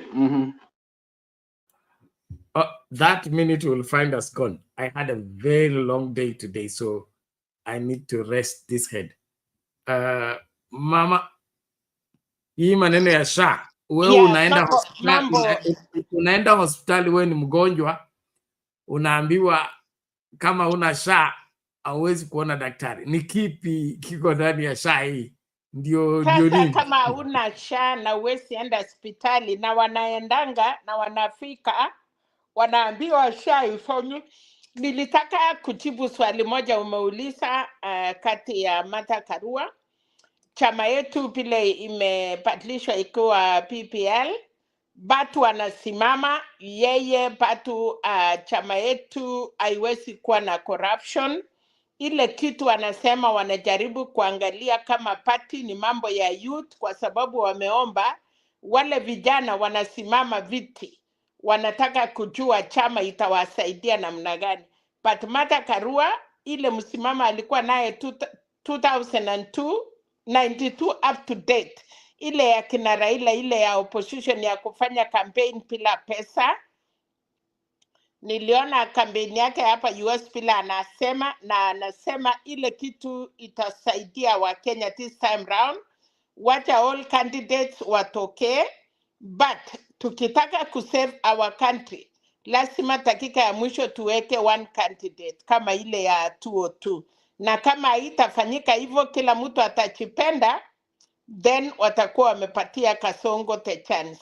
So nafikiri ni hayo tu Penat, ya kwamba yeye hata yeye si ile anataka kusaidia chama yake, anataka kuvolunteer na kusaidia Wakenya, na anataka Wakenya wale wako na msimamo.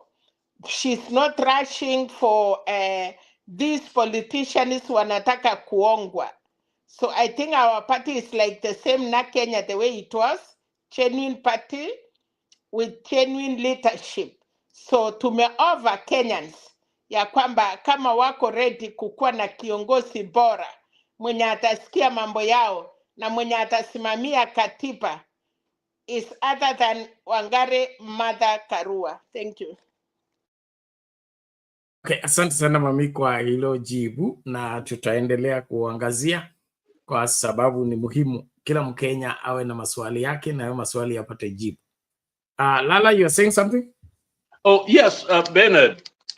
Let me changie hiyo lilo jambo kuhusu SHA. Number one, I think is that's a scam. SHA is a scam. Why do I say that?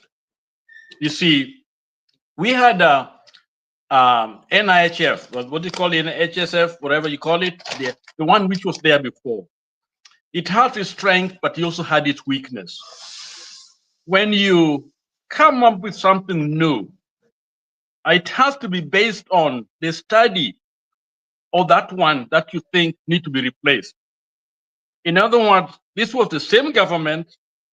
They should have studied the failures of the first one, and actually they may give it a new name, but it is the one that was there improved. But what did they do to us? The move was more political than a clear, understood, well implemented system that people understood. So clearly, SHA and NHF had no correlation at all. In other words, what was there, they never studied it, they didn't understand what was happening. These were political maneuvers for political purposes, and Kenyans have been scammed. That's what I think. Because the issue that I'm hearing is shocking and shameful. If the idea was to replace the old one with something new, something better, and then what we are having now is worse. So it's a scam. Thank you, Bernard. Okay, so Lala, tunashukuru, and may God deliver us from every scam and the scam of SHA as well. It's I don't understand how politicians think that this country needs help badly, and I don't want to start a new debate. Like I said, I had a busy day. Today was concluding our youth week, and so I had to speak in the rally in the afternoon. So the sound was not very good. My voice has cracked, and I need to rest it. I can't stretch it further than that. And then, of course, I want to thank everyone that has contributed towards the success of the program. Even when we close, let the conversation continue.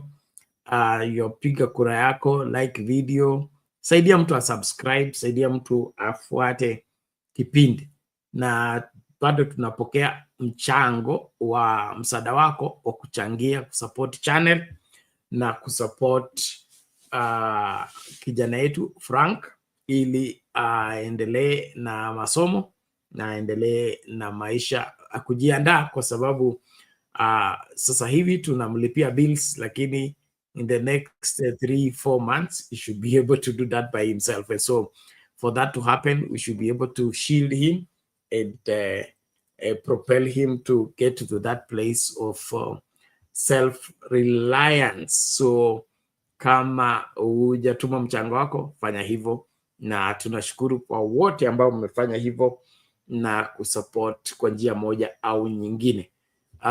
Studio, hizi lights na hii maswala yangine is a bill that we, in fact, we have controlled the number of lights we are using just to be able to minimize on the consumption. At times it's very high, and it places us in trouble if we don't work hard. The other day you start the show and then you hear pig pig, and then your kengele ya token is kiangi maombi.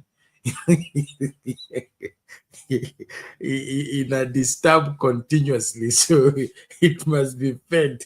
Iko kama ile paka anataka analilia maziwa, hawezi kunyamaza mpaka apewe. Lakini tunashukuru wote ambao mmekuwa na kusimama na sisi kutusupport. Tunaomba tu tuendelee kuombeana na kusapotiana, but let's believe in Kenya. Let's fight for a better Kenya. Let's support the best move to help this country. Tuachane na siasa ya kuzozana, kukatiana, kukata miguu na kuchukiana. Tuachane na hiyo. We are mature, we are able. Let's go ahead and reach out one to another, enlighten one another, help one another. Hii story ya kufight melele, it doesn't help. Let's find out what we do to make right what has gone wrong with our country, and a lot of things have gone wrong. Let's seek out the solution. The church, the political parties, the NGOs, and other human rights activists. Let's come up. And I said we need to have, I think, a national dialogue program. We have avoided it, but it's becoming inevitable. Tusipopata hii national dialogue, tuende kwa elections bila hiyo, naona hakutakuwa vizuri. So wazee wale wanajiita elders, wazee wa Kalenjin, wazee wa Luo, wazee wa Kikuyu, wazee wa Mijikenda, wakati wenu ni huu. Shinikizeni muitishe national dialogue. Chenzi waongee, wamama waongee, wazee waongee, vijana waongee, makanisa yaongee, misikiti iongee, Wakenya wasikilizane. Lakini tukienda kwa elections in the kind of setting we have, I don't think anybody is going to believe another. So this is my appeal. Now, anybody who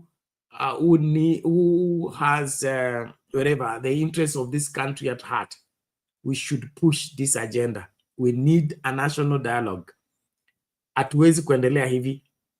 The kind of debate that's going on, the kind of narrative that is being pushed, the manipulation by the media, the twisting of the truths and the giving of half truths, half lies and all that. This need to come to an end. Na ni wazee ambao wanapaswa kusimama waseme hapana, hii sio tabia yetu, hii sio mtindo wetu, na nchi yetu haiwezi kuendelea hivi. So hii masuala ya kusema Ruto ako kwa ofisi aachwe tu, hapana. Kama anakosea ambiwe. Ndio sababu ya kuwa mzee. Na ukiwa mzee hauwezi au behave kama mtoto. So wazee wetu, wazee wa kaya, wazee sijui wanaitwa nini, kuna wengi tu. Wakati wenu ni huu. Penat, wakati baba alisema tukuwe na dialogue, tulimwambia we don't need dialogue. So now why dialogue now? Kwa sababu ya alisema tuketi chini tuelewane, CNC, watu yote, makanisa, everybody. But they brush him off. So who will start that? Ndio nakwambia hiyo hekima ya baba ndio inaweza kufanya kazi hapa. Wewe mama unakumbuka IPPG? No reforms, no elections. 97. Tuko hapo. Na bila hiyo IPPG, hiyo elections ya 1997 ilikuwa make or break. So hapo ndio inaitwa ni Electoral Commission iliokolewa, kwa sababu kuwa na mtu na imani nayo kabisa. Ilikuwa imeisha kabisa, ilikuwa imeisha, iko kama vile hii iko. Sasa hii tulifukuza watu, tunarudisha wengine. Wale tunarudisha tuko na question mark. Saa hii ndio tunahitaji hiyo national dialogue, na hii national dialogue isikue political, ikue all compassing, watu wa dini, watu wa masomo, watu wa biashara, watu wote tukutane kama ni Bomas, tukohoe. Alafu ya masuala yafanye nini? Yashughulikiwe, haswa touching on the elections, touching on political responsibility, and touching on the future of the country. Is my suggestion, and the best people to lead that is the elders. Na kuwe na wale elders ambao si watumbo, elders wale wanapenda inji na wanataka haki katika inji. Si wale elders wakipewa hivi, if they are slapped with 20 million, wananyamaza. They are slapped on this other side with another 50 million, they keep quiet. We don't want those elders. Wazee ambao wanapenda inji na wanataka kuelekeza inji. Tuachana kina Atuoli na wengine. Tunataka wale ambao hata waegemei any side of politics. They want to salvage the country. I would want that to take place if we are going to have a free, fair, credible, and verifiable elections that Kenyans can believe in, not with this kind of arrangement. Lazima tuongee. Na wale wanasema wataki kuongea wamekuwa hapa. Mimi Gaito alitangaza hapa holiday. Mimi nilingoja holiday sikuiona. So watu watulie. Kupiga kelele hapa kwa TikTok na kupiga kelele hapa online ni tofauti kwa ground. Uliza Salasia. Salasia alienda Kakamega. Kakamega wao Mumias kusema ODM imekufa. Akatembea na gari, akabeba mkono, Waluya hawakutoka. Akaenda kwa bodaboda, kwa stage ya bodaboda, akasalimia watu wa bodaboda. Usishindane na ndovu. Kuwa kwa size yako kwanza. So what I'm simply saying, I'm just throwing out this as a suggestion. I think it is a time we begin to talk, and I think the environment is conducive now for talks. If we don't talk, like now this 2025 finance bill, wembe utakuwa ule ule. So and then of course hii maneno ya kulaumiana sijui nani ana sponsor nini na nini, hatuwezi kuendelea hivi. Watu wazima huwa wanafika mahali wanasema hapana, hii vita imeendelea sana, tukae chini tutatue. Lakini tukiendelea hivi, like hiyo story ya Butere Girls na hii story ya nini nyingine, hii story sasa ya finance bill. Unaona finance bill imeingizwa propaganda mingi. Sema sijui wabunge wanadai nini, sijui nini wanadai nini, na hiyo masuala yote. So ikiachwa hivyo alafu isukumwe vile inasukumwanga kwa lazima, itakuwa na repercussions kama hiyo. Na saa hii tukiwa na repercussions kama hiyo, unajua ile break ya baba sioni kama ikishika, kwa sababu kuna wale ambao wako tayari wanangojea tu watoroke na waende kutekeleza yale ambao walitaka kutekeleza. So Lala mama, ninyi mko na connections na wazee wa kaya na wazee wa maana wanaitwangaje, kiama na Kikuyu elders, Kalenjin elders and Luo elders. Wakati wenu kusimama kama wazee kuokoa nchi ni saa hii. Msingoje jenzi wako kwa street, wamama wako kwa street ndio mnaanza kusema oh let us talk.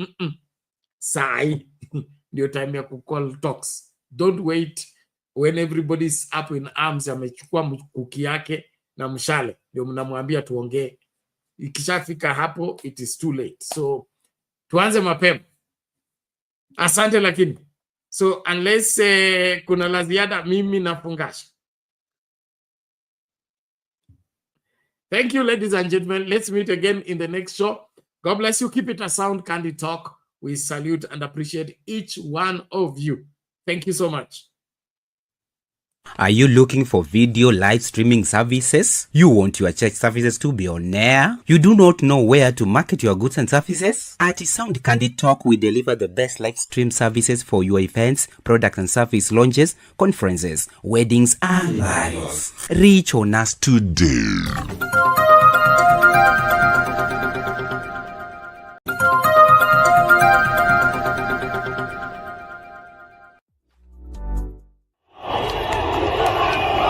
But the unthinkable happened. Police opened fire on unarmed demonstrators, killing over 20, injuring many, and leaving others unaccounted for.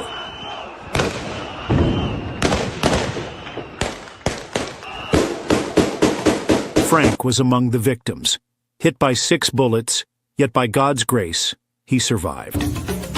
After a series of life-saving surgeries, Frank can now walk again.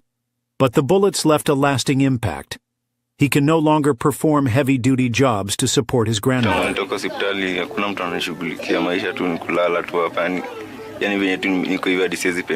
In their iron sheet home, deep in the slum, is inaccessible by vehicles. In case of a medical emergency, help is far out of reach. To make matters worse, the slum is plagued by insecurity, with daily cases of muggings and robberies. Despite all these challenges, Frank dreams of finishing his education, learning a trade, and building a better life for his grandmother, the woman who has stood by him through every storm. This is where we need your help. In the short term, we aim to move Frank and his grandmother to a safer home where they can access medical care and live without constant fear. Long term, we want to support Frank in completing his education, learning a profitable skill, and starting a small business. I've faced so much, but I'm still standing. I want to work hard, take care of my grandmother, and make her proud. I just need a chance. You can be the change in Frank's life. Every contribution, big or small, will go a long way in helping this brave young man and his grandmother rebuild their lives. Let's come together and help Frank fulfill his God-given destiny. God bless you. Send your donations to Sound Candid Talk, support Frank Okoth account. The link is in the description below. Together, we can make a difference. Don't forget to subscribe, like, share this video widely, and stay tuned for more inspiring stories on Sound Candid Talk.